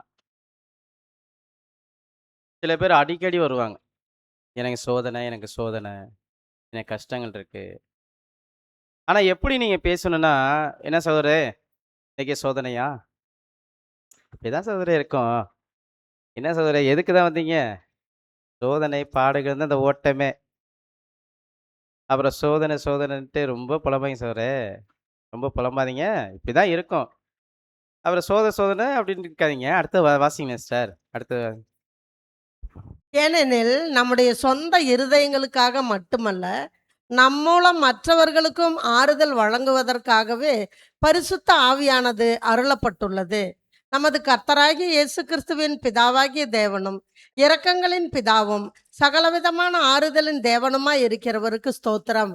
தேவனால் எங்களுக்கு அருளப்படுகிற ஆறுதலாலே எந்த உபத்திரவத்தினாலாகிலும் அகப்படுகிறவர்களுக்கு நாங்கள் ஆறுதல் செய்ய திராணி உள்ளவர்கள் ஆகும்படி எங்களுக்கு வரும் சகல உபத்திரவங்களிலேயும் அவரே எங்களுக்கு ஆறுதல் செய்கிறவர். 2 கொரிந்தியர் 1ஆம் அதிகாரம் வசனம் 3, 4. சில அடுத்து போடும் வாசிங்க சிஸ்டர். சில சமயங்களில் நம்முடைய அருமையான சகோதர சகோதரிகள் சிலரின் ஆறுதல் அளிக்கும் பிரயாசங்கள் வேறுபட்ட பலன்களையே ஆறுதல் இன்மையை கொண்டு வருகின்றது. உதாரணத்திற்கு நான், அதாவது ஆசிரியர், சில கஷ்டங்களை அனுபவித்து கொண்டிருக்கிறேன் என்று வைத்துக் கொள்ளுங்கள். ஒருவேளை நீங்கள் என்னிடம் வந்து, சகோதரனே, இந்த ஓட்டத்தில் வேறு என்னத்தை எதிர்பார்த்தீர்கள், இந்த ஓட்டத்தில் சோதனைகள் வருமென்று உங்களுக்கு தெரியுமல்லவா என்று கூறுகின்றீர்கள் என்று வைத்துக் கொள்ளுங்கள். நீங்கள் சொல்லும் வார்த்தைகள் உண்மையாக இருப்பினும் அது ஆறுதலாக இருப்பதில்லை. ஒருவேளை நீங்கள் என்னிடம், சகோதரனே, தேவன் உங்களை அன்பு கூறுகின்றார் என்பதை அறிவேன். இது இன்னும் பாரா பெருசு. ஆனா நம்ம சுருக்கிட்டோம். என்ன சொல்லணும்னா, என்ன சகோதரரே நீங்க சோதனைன்றீங்க. ஐயா என்னங்க? ஏங்க எதுக்கு தாங்க நீங்க வந்தீங்க இந்த ஓட்டத்துக்கு? அப்படி நீங்க பேசணுமானா, அப்படி பேசாதீங்க. இந்த ஓட்டத்துல வந்துறவங்களுக்கு எப்படி நீங்க பேசணும்னா, அவரு சொல்லுவாரு, நான் ஒரு ஆசிரியர், நான் ஒரு சோதனையில நான் அடிபடுறேன்னா, ஒருவேளை எனக்கு சோதனை வருதுன்னு நான் உங்கள்ட்ட வந்து சொல்றேன்னா, நீங்க இப்படி பேசாதீங்க. இப்படி பேசுறதுனால என்ன ஆகும்? ஏற்கனவே புண்ணாகி தான் வருவாங்க. நீங்க பேசுறது ஏன்டா வந்து கேட்டேனே அவங்க நினைப்பாங்க. இந்த சகோதரட்ட இனிமேட்டு கேட்கவே கூடாது. ஆனா நீங்க இப்படி பேசாதீங்க. எப்படி பேசணும்னு கேட்கிறாருன்னா, சகோதரரே கொஞ்சம் வெயிட் பண்ணுங்க. பொறுமையா இருங்க. சோதனைகள் வந்து இருக்கு. பொறுமையா அவன்கிட்ட எடுத்துக்கணும். எல்லாத்துலயும் சோதனை ஏதோ ஒரு விஷயம் வச்சிருக்காரு சகோதரே. தேவன் ஒரு திட்டத்துக்காக தான் உங்களுக்கு சோதனை அனுமதிக்கிறாரு. கவலைப்படாதீங்க. நாங்க இருக்கிறோம்னு சொல்லும்போதே அவங்களுக்கு ஒரு தெம்பு வந்துருங்க. எங்கள்ட்ட ஏதாவது சொல்லுங்க. எங்கள்ட்ட நீங்க ஏதாவது எதிர்பார்க்குறீங்களா? நாங்க ஏதாவது செய்யணுமா? நான் உங்களுக்காக ஜெபிச்சுக்கட்டுமா? இப்படி சொன்னபோது, அவருக்கு வந்த சோதனை கூட அது தெரியாது. நம்ம ஆறுதலாக பேசும்போது, ஏன்னா தேவன் வந்து நமக்கு ஆறுதல் அளிச்சிருக்காரு தெரியுங்களா? ஒவ்வொருடைய வாக்கு தத்தம் கொடுக்குறாரு தெரியுங்களா? நம்ம சோர்ந்திருக்க காலங்க பலப்படுத்துறாரு தெரியுங்களா? நம்ம ஒருத்தர் சகோதரன் சோதனை இல்ல நம்ம எப்படி பண்ணிருவோம்னா, நம்ம அப்படி கூட பேச மாட்டோம். சில பேர்ட்ட சொல்லி சிரிக்க ஆரம்பிச்சிரும். இவங்க என்னங்க சோதனைன்ட்டு வந்து எப்ப பார்த்தாலும் அப்படின்ட்டு, அவர்ட்ட டைரக்ட்டா பேசாம பிற சகோதரர்ட்ட வந்து சொல்லி சிரிக்க ஆரம்பிச்சிரும். இப்படிலாம் நீங்க பேசாதீங்க. ஏன்னா தேவனுடைய குணம் இப்படி இல்ல. அவர் எப்படின்னா, சோர்ந்து போறவர்கள அவர் தேற்றுறவர் தான். ஏன்னா கர்த்தர் பார்த்தீங்கன்னா, எவ்வளோ சோர்வா, எவ்வளோ வேதனையில இருக்கும்போது, அப்படியே மன உருக்கத்தோட பார்ப்பார். அப்படியே பார்க்கும்போது தான், ஏன்னா நம்ம அவருடைய பின்னாடியா இருக்கணும்னா நம்ம எப்படி இருக்கணும்? தேவனுடைய ஆவி நம்ம பெற்றுக் கொண்டிருக்கோம்னா, சோதனையின் மத்தியில ஒரு சகோதரன் வரும்போது, கஷ்டங்கள் மத்தியில ஒரு சகோதரன் வந்து, நீங்க பேசக்கூடிய வார்த்தை எப்படி இருக்குன்னா, ஆறுதலான வார்த்தையா இருக்கணும். ஏன்னா ஆறுதலின் தேவன் தான் நம்ம தேவன். நம்ம ஆறுதலின் தேவனுடைய பிள்ளைகள்னா, நம்முடைய வார்த்தைகள் எப்படி இருக்குன்னா, மிருதுவாக இருக்கணும். ரொம்ப அவங்கள வந்து தேற்றக்கூடியவர்களா இருக்கணும். அந்த ஆவிக்குரிய அவர் ஏதோ ஒரு சோதனை அடையும்போது, அவங்கள்ட்ட வார்த்தை பேசி, "நாங்க இருக்கிறோம். நாங்க உங்களுக்காக ஏதாச்சும் ஹெல்ப் பண்ணணுமா? உதவி பண்ண சொல்லுங்கன்னு" சொல்லி இப்படி தான் அன்பு காட்டணுமா. அப்ப நீங்க வேற விதத்துல நீங்க அன்பு காட்டிறாதீங்க. நீங்க ஒரு மாரி பேசிறாதீங்க அப்படின்றாரு. இப்படிலாம் நீங்க அன்பு காட்டலாம். இது ஃபர்ஸ்ட் விஷயங்க. நம்ம வார்த்தைகள் மூலம் ஆறுதல் செய்யக்கூடிய ஊழியம் கூட நம்ம அன்பு காட்டலாம். அடுத்ததா எப்படி அன்பு காட்டலாம்னா, அடுத்த விஷயம் பாருங்க பிரதர். சில சமயங்களில் சகோதர சகோதரிகளுக்கான நம்முடைய அன்பினை பொருளாதார உதவிகளை செய்வதின் மூலம் நாம் வெளிப்படுத்தலாம். ஒருவேளை நாம் திரளான ஆஸ்தி உடையவர்களாக இருப்போமேயானால், தேவையில் காணப்படும் கர்த்தருடைய ஜனங்களில் உள்ள ஒருவருக்கு உதவுவது என்பது நமக்கான ஸ்லாக்கியமாகும். இது அன்பை உணர்வு ரீதியிலான வடிவிலும் நடைமுறை ரீதியிலான வடிவிலும் வெளிப்படுத்துகின்ற காரியமாகும். ஒருவன் இவ்வுலக ஆஸ்தி உடையவனாயிருந்து தன் சகோதரனுக்கு குறைச்சல் உண்டென்று கண்டு தன் இருதயத்தை அவனுக்கு அடைத்து கொண்டால் அவனுக்குள் தேவ அன்பு நிலைத்திருக்கிறது எப்படி? ஆ. நிலை கொள்ளுகிறது எப்படி? இது என்ன சொல்றேன்னா, சில சகோதரர்கள் என்ன பண்ணுவாங்கன்னா, கஷ்டங்கள் என்னன்னா, பொருளாதார ரீதியில கஷ்டங்கள் படுவாங்க. பொருளாதார ரீதியில கஷ்டங்கள் படும்போது, ஒருவேளை நம்ம கைகள்ல தேவன் சில தாளந்துகள் கொடுத்திருப்பார். அந்த தாளந்துங்கள வைத்து நம்ம இப்படி கூட அன்பு காட்டலாம். ஏன்னா, இந்த ஓட்டத்தின் மத்தியில அநேக ஜனங்கள் பிரதர் எழுதுவாரு ஒரு ஆர்டிக்கல்ல, எப்படி தான் வந்து வெறும் தரித்திரர்களா தான் வந்திருக்காங்களாம். ஆனா சில தேவன் வந்து ஆசீர்வாதமா குடுத்திருப்பாரு. ஒருவேளை ட்ரூத்துக்கு வராததுக்கு முன்னாடி, சில பேர் என்ன நெனைப்பாங்கன்னா, பெரிய பெரிய ஜனங்கள் ஒருவேளை அவர்ட்ட தாளந்து இருக்கு, அவர் செய்யட்டும்னு நெனைப்பாங்க. அவருக்கு கொடுக்கப்பட்ட தாளந்துங்க, அவர் தாங்க செய்யணும். அப்படி இல்ல. அந்த ஏழை விதவை 2 பணம் போட்டாங்க தெரியுங்களா? உண்டியல்ல. அவங்களுக்கு என்னதான் அந்த பணம் தான் அவங்களுக்கு வாழ்வாதாரமே. ஆனா, அவங்களுக்கு அந்த வாழ்வாதாரத்தை கொண்டு வந்து போட்டாங்க கர்த்தரினுடைய மத்தியில. அந்த உண்டியல்ல. அதே போல தான் நம்மளும் இருக்கணும். ஒருவேளை நம்ம மேல உள்ள ஜனங்கள பார்க்காம, ஒருவேளை தேவன் வந்து அந்த ஓட்டத்துல வந்துட்டு சில ஆசீர்வாதங்கள் குடுப்பார். ஏன்னா, நம்ம திருந்தி வரும்போது, சில நாலேட்ஜ்கள் வந்து சில பொருளாதார வழியில நம்ம முன்னேறக்கூட ஒரு வாய்ப்புகள், சில விஷயங்கள் வந்து சில பேருக்கு அது வாய்ப்பு இருக்கு. ஒருவேளை தரித்திரா இருந்தா கூட நம்ம வந்து என்ன பண்ணணும்னா, நம்ம கைகள்ல இருக்கிறத சில சகோதர சகோதரிகளுக்கு கஷ்டப்படுறாங்க. ஒருவேளை பொருளாதார கஷ்டப்படுறாங்க. ஏன்னா, பவுலுடைய காலத்துல பார்த்தீங்கன்னா, அநேக ஊழியங்கள அவர் பண்ணிட்டு வந்தோனே, சில வந்து அ உட்கார்ந்திருக்கும்போது ஒருத்தர பார்த்தோனே இவரு தான் எனக்கு ரொம்ப ஆறுதலா இருக்குன்னுவாரு. ஏன் அப்படி சொல்லுவாரு? ஏன்னா கஷ்டங்கள புரிஞ்சிருப்பாங்க சில பேர். நம்ம அப்படிதாங்க அன்ப காட்டணும். ஏன்னா ஒவ்வொருவரும் இந்த ஓட்டத்த தரித்திரர்களா தான் வந்திருக்காங்க. நம்ம வந்து இதயத்த ஒரு சகோதரன் கஷ்டப்படுறாரு, ஒரு சகோதரன் வந்து ரொம்ப ஒரு ஏழ்மையில இருக்கிறாருன்னு பார்த்தீங்கன்னா, நமக்கே தெரியும். சில பேர் எப்படி இருப்பாங்க? சிலருடைய ஓட்டத்துல எப்படி இருக்காங்கன்னு கண்கூடால பார்த்துருப்போம். ஆனா, நம்ம என்ன பண்ணுவோம் சில டைம்ல இதயத்த அடைச்சுக்குவோம். அவரு என்னங்க அவரு ரெடி பண்ணிருவாருங்க. அதெல்லாம் பார்த்துக்குவாரு. அவரே சமாளிச்சுக்குவாரு அப்படின்னா, அப்படிலாம் இல்லங்க. ஏன்னா கர்த்தர் வந்து அவர் எவ்வளோ பெரிய ஐஸ்வர்யங்க. அவர் பெரிய ஐஸ்வர்யங்க. ஆனா நமது நிமித்தம் தரித்திரரானாருங்க. இப்படிதான் இருக்கணும். ஏன்னா நமக்கு வழிய அவர் தான் திறந்து வச்சிருக்காரு. அப்ப நம்ம தேவனுடைய ஆவிய நம்ம பெற்றிருக்கிறோம். நம்ம தேவனுடைய ஆவி கிரியைய நமக்குள்ள செய்யணும். அவர் விருப்பத்தையும் செய்கையும் நம்ம செய்கிறா இருக்கிறோம்னா, நம்ம குடுக்கப்பட்ட தாளந்துகள். ஏன்னா, நம்ம உடன்படிக்கை பண்ணிட்ட பிறகு நம்முடையது இல்லங்க எல்லாமே. யாருடையதுங்க?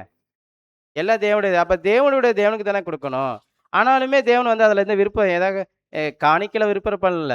ஆனா நம்ம இருதயத்தை பார்க்கிற நோக்கத்த.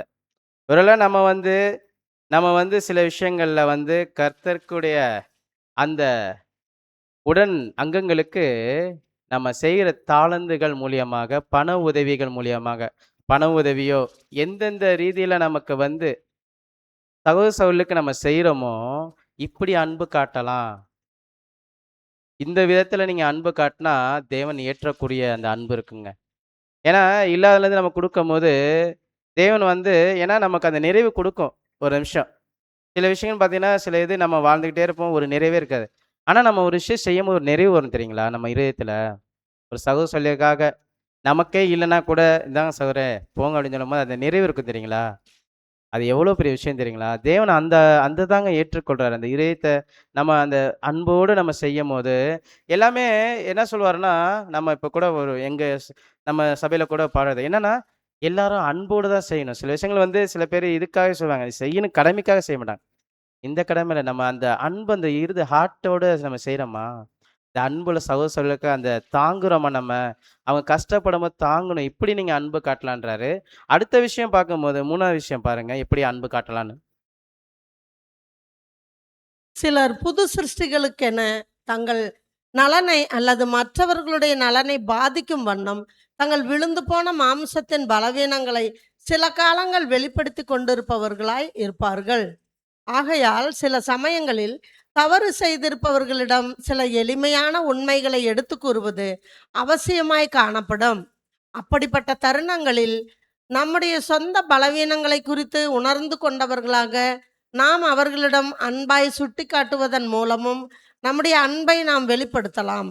அன்புடன் சத்தியத்தை கைக்கொண்டு தலையாகிய கிறிஸ்துவுக்குள் எல்லாவற்றிலேயும் நாம் வளருகிறவர்களாய் இருக்கும்படியாக அப்படி செய்தார். எபேசியர் 4ஆம் அதிகாரம் வசனம் 15. இது என்ன சொல்லுவாருன்னா, புது சிருஷ்டிக்குள்ள நெறைய பேர் இருக்கிறோம். ஆனா, சில பேரு அநேக நாள் வந்திருப்பாங்க. சில சில நேரத்தில என்ன பண்ணுவாங்கன்னா, சில பலவீனமான சில சின்ன சின்ன விஷயங்கள் அவங்களுக்குள்ள வெளிப்பட்டுக்கிட்டே இருக்கும். ஆனா நம்ம அதை என்ன பண்ணணும்னா, கண்டுகொள்ளாதீங்கன்னுவாரு. சிலர்னா எப்படி கண்டுகொள்ளனா, கண்டுகொள்ளவே கூடாதுன்னா அப்படி இல்ல. சில விஷயங்கள் நம்ம என்ன பண்ணிருவோம்னா, அவங்கள போய் கடிந்து கொண்டுருவோம். எல்லாத்துக்கும் முன்னாடியும். "இப்படிலாம் பண்ணாதீங்க. என்ன பண்ணிக்கிட்டு இருக்கீங்க?" அப்படின்னு. "அப்படிலாம் செய்யாதீங்க. அப்படி நீங்க செய்யவே செய்யுங்க. கர்த்தர் அப்படி நெனச்சிருந்தா நம்மள எவ்வளோ தாட்டி கடிந்து கொண்டிருக்கணும். எத்தன முறை நம்மலாம் எவ்வளோ தவறு பண்ணியிருக்கோம், எந்தெந்த விஷயத்துல. அப்ப அவரு நெனச்சிருந்தா எவ்வளோ கடிந்து கொண்டு தான் நம்ம ஒண்ணுமே ஆனா இப்படி பண்ணாதீங்க. எப்படி பண்ணுங்கன்னா, சகோதரனே, அன்புடன் சத்தியத்தை கைக்கொண்டு எப்படின்னா, அவர ஓரமா கூட்டு போயிட்டு, ஒரு சில டைம்ல ஓரமா கூட்டு போயிட்டு, அவரு சில விஷயங்கள் உங்கள்ட்ட எனக்கு தெளிப்படுது. இந்தந்த விஷயங்கள நீங்க திருத்திக்கிங்க. இது சத்தியத்தை இப்படி ஒரு ஆர்டிக்கிளோ, இல்ல ஒரு வசனத்தை எடுத்து வைத்து, அந்த பிரதர் சொல்லுவாரு தெரியுங்களா? நாயோட மயிர என்ன பண்ணுங்க? எதிர் விசில தான் தடவணுது. அது இப்படி நீங்க தடவுனீங்கன்னா, கடிச்சுக்கும். அதே போல தான் அவங்களுக்கு தகுந்த விதமாக சில சில பலவீனங்கள் அவங்களுக்கு வெளிப்படுதா, அதனால நீங்க என்ன பண்ணுங்கன்னா, அன்புடன் சத்தியத்தை கைக்கொண்டு ஏன்னா பேதுருட்ட அப்படிதான் பண்ணாரு கர்த்தர். அவர வந்து திட்டிட்டு போயிட்டாரு. இவர யாருன்னே தெரியாதுன்னு சொல்லிட்டு போயிட்டு, சிலுவையில நின்னு பார்க்கும்போது அப்படியே ஒரு பார்வ தாங்க. மனக்கசந்து அழுதுட்டார். அந்த அன்பு தான் அந்த அந்த பார்வையில என்ன இருந்துச்சுன்னா, கரிசனை அது அன்பு. அந்த அன்ப அப்படியே பார்க்கும்போது, அதே போல தான் நம்ம சகோதர மத்தியில சில பார்வைகளோட ஒருவேளை அன்புல அரவணைச்சு, இந்த மெருக்கு விஷயம் நீங்க அப்படி பண்ணாதீங்க. அன்புல நீங்க சொன்னீங்கன்னா, அதுதான் அன்புடன் நம்ம செய்றதுங்க. இந்த விஷயத்துல நீங்க அன்பு காட்டலாம். இப்படி ஒரு விதத்துல அன்பு காட்டலாம். சரி அடுத்த விஷயத்துல எப்படி அன்பு காட்டலாம் பாருங்க. சகோதர சகோதரிகளுக்கு நாம் எந்த ஊழியங்களை செய்தாலும் அது ஆவிக்குரியதாக அல்லது பூமிக்குரியதாக இருப்பினும் அவற்றை கர்த்தருக்கு செய்தது போன்று முழு மனதுடன் செய்ய வேண்டும். நீங்கள் கர்த்தராகிய கிறிஸ்துவை சேவிக்கிறதினாலே சுதந்திரம் சுதந்திரமாகிய பலனை கர்த்தராலே பெறுவீர்கள் என்று அறிந்து எதை செய்தாலும் அதை மனுஷருக்கென்று செய்யாமல் கர்த்தருக்கென்றே மனப்பூர்வமாய் செய்யுங்கள்.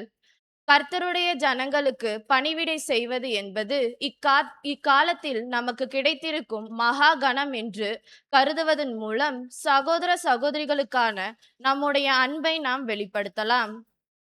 ஊழியங்கள் தொடர் ஊழியங்கள் தொடர்புடைய விஷயத்தில் இந்தெந்த வேலையை தான் செய்வேன் என்று காணப்படக்கூடாது. எந்த கனம் குறைந்த ஊழியங்களையும் செய்ய ஆயத்தமாய் காணப்பட வேண்டும். இயேசு, உங்களில் எவனாகிலும் முதன்மையானவனாய் இருக்க விரும்பினால் அவன் உங்களுக்கு ஊழியக்காரனாய் இருக்க கடவன். இப்படியே அப்படியே மனுஷகுமாரனும் ஊழியம் கொள்ளும்படி வராமல் ஊழியம் செய்யவும் அநேகரை மீட்கும் பொருளாக தம்முடைய ஜீவனை கொடுக்கவும் வந்தார் என்று கூறியுள்ளார். இது என்ன சொல்றாருன்னா, ஒரு ஊழியத்த குறிச்சு பேசுறாரு. எப்படி எப்படிலாம் நீங்க ஊழியம் புரியலாம். இந்த விஷயத்துல நீங்க அன்பு காட்டலாம். எப்படின்னா, நான் இந்த ஊழியம் தான் செய்வேன். நான் அந்த ஊழியம் தான் செய்வேன். நான் ஆவிக்குரிய விஷயம் ஒண்டி தான் செய்வேன். இது என்னன்னா, சில பேர் அந்த ஆவிக்குரிய விஷயத்துல செய்வாங்க. ஆனா சில பேரு ஆவிக்குரிய விஷயத்துக்காகவே எதிர்பார்த்துட்டே இருப்பாங்க. ஆனா சில விஷயத்த கண்டுகொள்ள மாட்டாங்க.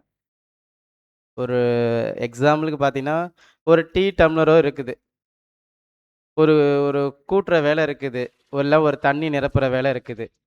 ஆனா, நான் இந்த வேலைய தான் செய்வேன். சில பேரு ஒரு வேளை நான் ஸ்பீக்கராவே இருக்கலாம். ஒரு வேளை அதுக்காகவே ஓடிக்கிட்டே இருக்கிற பேர் சிலர் இருப்பாங்க. ஆனா, தேவன் வந்து எந்தெந்த அந்த அவயத்துல என்னென்ன ஊழியம் செய்யணும்னு சில பேர வச்சிருக்கிறாரு.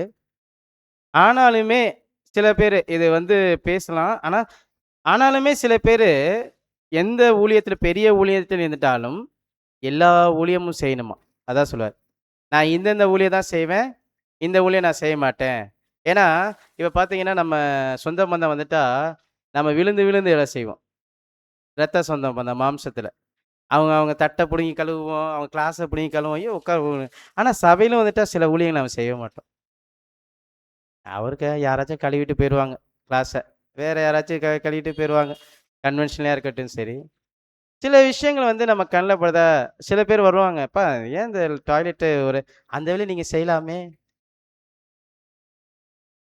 ஏன்? ஏன் அந்த ஊழியம் நீங்க செய்ய முடியாதா?" எல்லாம் ஏன்னா இந்த ஊழியம் வந்து இப்ப இருக்க காலகட்டம் தாங்க. அதான் சொல்லுவாரு, இப்ப இந்த ஊழியத்த விட்டுட்டீங்கன்னா, ராஜ்யத்துல 1000 ஆண்டு அரசுல இந்த ஊழியம் கிடைக்காதுங்க. ஒருவேளை அதான் கர்த்தர் செஞ்சாரு. எல்லாமே வந்து உட்காந்துருக்காங்க அந்த மேஜை மேல.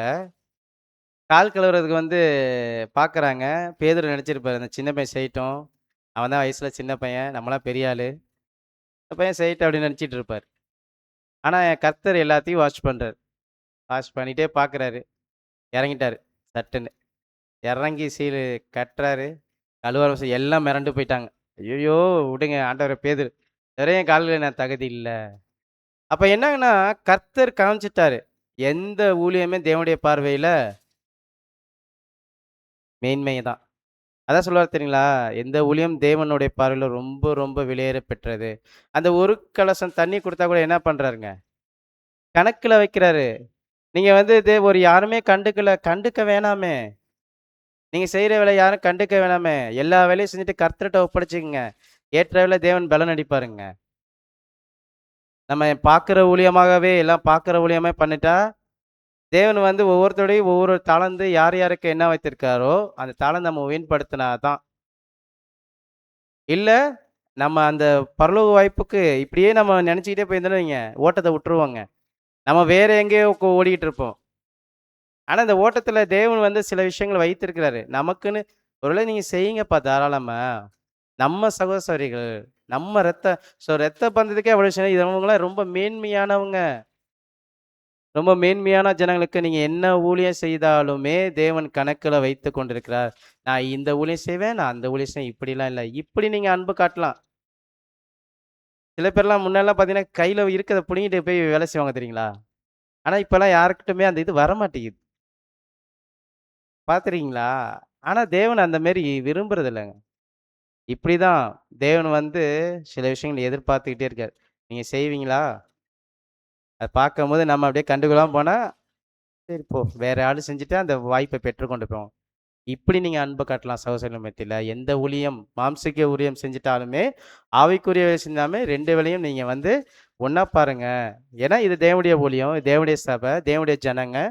நம்ம இந்த காலத்துல தான் இந்த ஊழியம் தவிர, வேற எங்கேயுமே இந்த ஊழியத்த நம்ம பெற்றுக்கொள்ள முடியாது. இப்படி நீங்க அன்பு காட்டலாம். அடுத்ததாக எப்படி அன்பு காட்டலாம் பாருங்க. 5வது பாயிண்ட். ஒருவரையொருவர் தொடர்ந்து மன்னிப்பதன் மூலம் நமது சகோதர சகோதரிகளுக்கான அன்பை நாம் வெளிப்படுத்தலாம். இயேசு பேதுருவிடம் கூறினவைகளை நினைவு கூறுவோமாக. பேதுரு அவரிடத்தில் வந்து, ஆண்டவரே, என் சகோதரன் எனக்கு விரோதமாய் குற்றம் செய்து வந்தால் நான் எத்தனை தரம் மன்னிக்க வேண்டும்? 7 தரம் மட்டுமோ என்று கேட்டான். அதற்கு இயேசு, 7 தரம் மாத்திரமல்ல, 70 தரம் மட்டும் என்று உனக்கு சொல்லுகிறேன் என்றார். மத்தேயு 18ஆம் அதிகாரம் வசனம் 21, 22. தனது சகோதரனை 490 முறை மன்னிக்கும் கட்டத்தை பேதுரு அடைந்திருக்கும் போது, மன்னிப்பு என்பது பேதுருவின் வழக்கமாயிருக்கும் என்றும், அதன் பிற்பாடு எத்தனை முறை என்று கணக்கு கட்ட அவர் மறந்திருப்பார் என்றும் இயேசு அறிந்திருந்தார். நாமும் எத்தனை முறை மன்னித்துள்ளோம் என கணக்கு கட்ட மறந்து போவோமாக. நிச்சயமாகவே பரலோகத்தின் பிதா நம்மை 490 முறை மன்னிக்கும் மிக அதிக 490 முறைக்கும் மிக அதிகமான முறைகள் மன்னித்திருக்கின்றார். நாம் மறுரூபம் ஆவதற்கு முன்பு வரை இன்னும் அநேகம் தரம் அவரிடம் மன்னிப்பு கேட்க வேண்டியது அவசியமாய் இருக்கும் என்பதும் நிச்சயமே.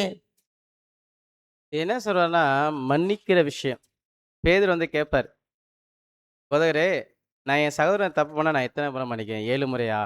அவர் சொல்லுவாரு உடனே, "7 முறை மட்டுமல்லப்பா, 7 முறை." ஏன்னா 490 முறை. நம்மலாம் எப்படி இருப்போம்னா, சில டைம்லாம் என்ன பண்ணிருவாங்க, சகோதர மத்தியில. என்னன்னா, சின்ன சின்ன விஷயத்துக்கு கோச்சுக்குவோம்.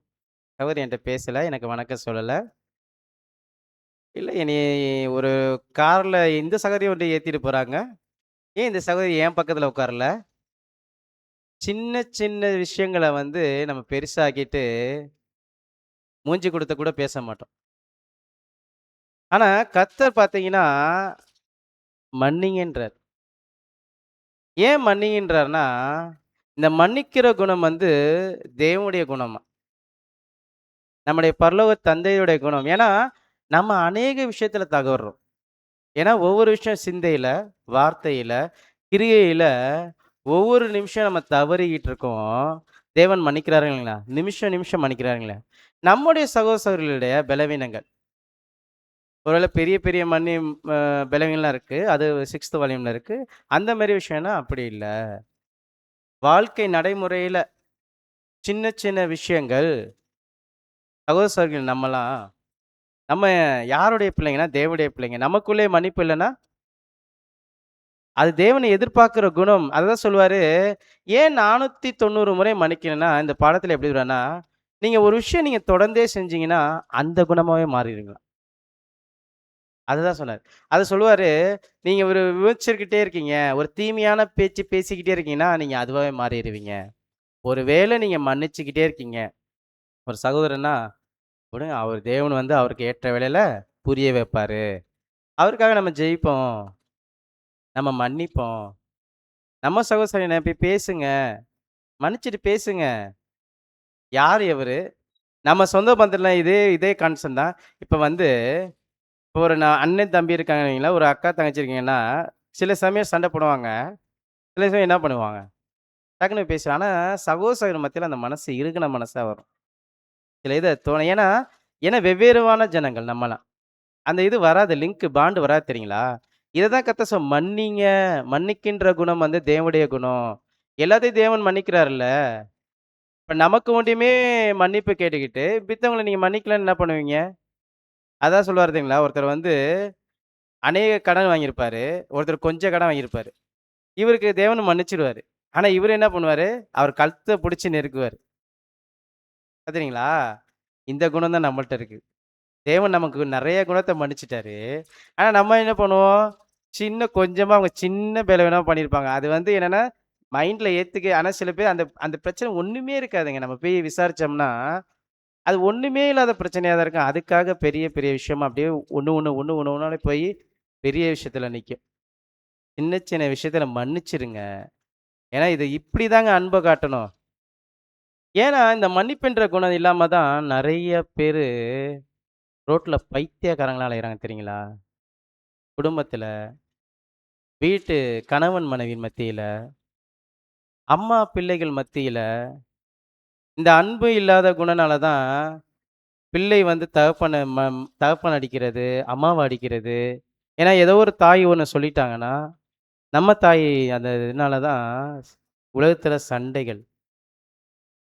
ரோட்ல பார்த்தீங்கன்னா, பைத்தியக்காரங்களா அலையுறாங்க ஒவ்வொருத்தரும். இந்த மன்னிப்பு ஒரு ஒரு கணவன் மத்தியில, ஒரு மனைவி மத்தியில மன்னிப்பு மென்டல் டார்ச்சரா அலைஞ்சுக்கிட்டு, பைத்தியக்காரன் மாரி அலைஞ்சுக்கிட்டு, நெறைய பேர் அப்படியே பிரம்ம புடிச்ச மாரியே இருப்பாங்க. ஏன்னா, மன்னிப்புன்ற ஒரு சின்ன விஷயம் தான். அது மன்னிச்சுட்டா ஒரு பேசிட்டாலே போதும். அதுதான். இதே போல தான் சகோதர சகோதரி மத்தியில நெறைய பேர் மன அழுத்தத்தோட அலையுறாங்க. சகோதரி இப்படி சொல்லிட்டாங்க. ஆனா எனக்கு அன்பு இருக்கு. ஏன் இப்படி சொல்லிட்டாங்க? அவங்க ஏன் மன்னிக்க மாட்றாங்க? இப்படியே தாங்க போயிட்டுருக்கு. அந்த மன அழுத்தத்தில ஏன் உர்றீங்க? ஒருவேள சிஸ்டருங்க முகத்தில நீங்க பார்த்தீங்கன்னா, மன்னிச்சிருங்க. சரி நான் தெரியாம செஞ்சுட்டேன். மன்னிப்பும் கேட்கலாம். நீங்க மன்னிக்கவும் செய்யலாம். இது தேவனுடைய குணங்க. சகோதரி எப்ப நீங்க காட்டலன்னா, எப்ப போய் காட்டப் போறோம்? இந்த குணம். அடுத்த விஷயத்துல நீங்க பார்த்தீங்க ஒரு ஒரு பேராகிராஃப் வரும். ஏன் அப்படிலாம் காட்டணும்னு சொல்லுவாருன்னா, அத படிச்சீங்கன்னா நீங்களே மிரண்டுருவீங்க.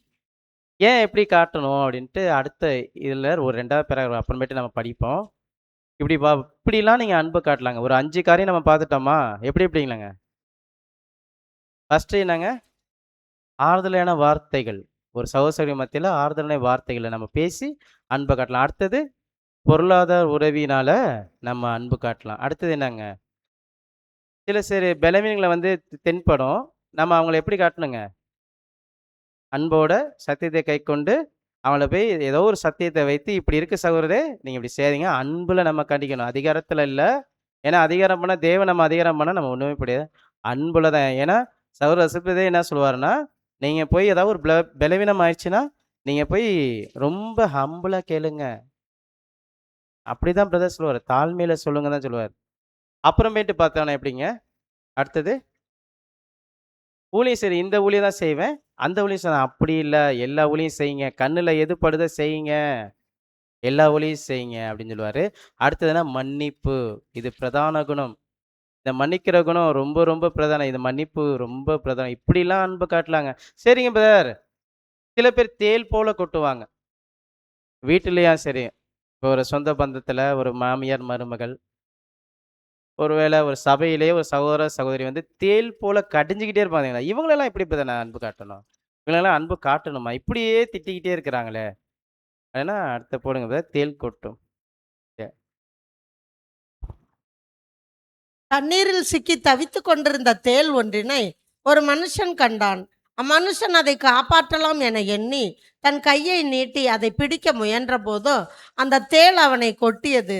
எனினும் அதை தண்ணீரினின்று காப்பாற்றும்படிக்கு அம்மனுஷன் தொடர்ந்து முயன்று கொண்டிருந்தான். தேளும் அவனை மீண்டும் மீண்டுமாக கொட்டிக்கொண்டே இருந்தது.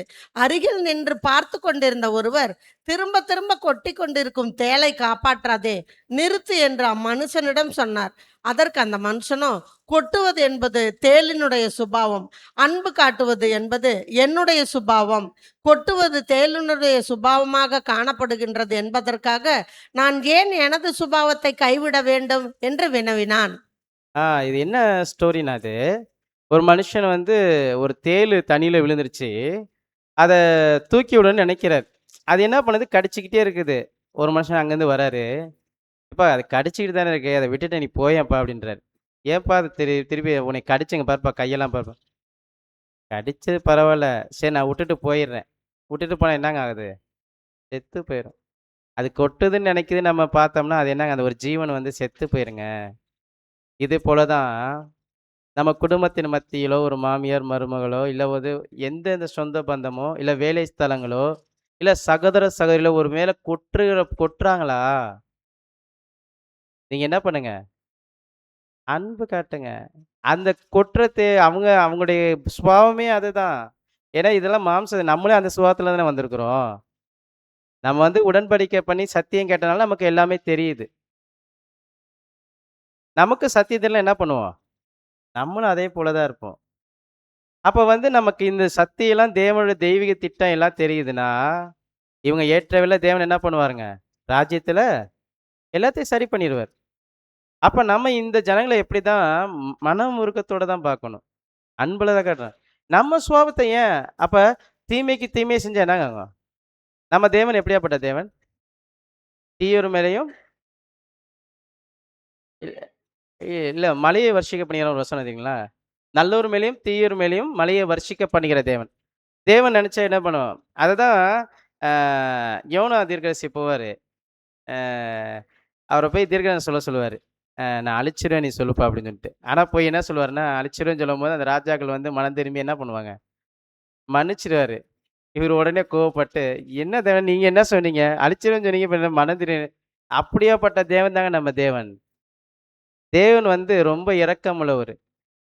அப்ப நம்ம தேவனுடைய ஆவிய நம்ம பெற்றிருக்கிறோம். அவருடைய கிரியைய நம்ம வந்து வெளிப்படுத்தணும். எப்படிதான் வெளிப்படுத்தணும்? அப்ப கர்த்தருக்கு தெரியாதா?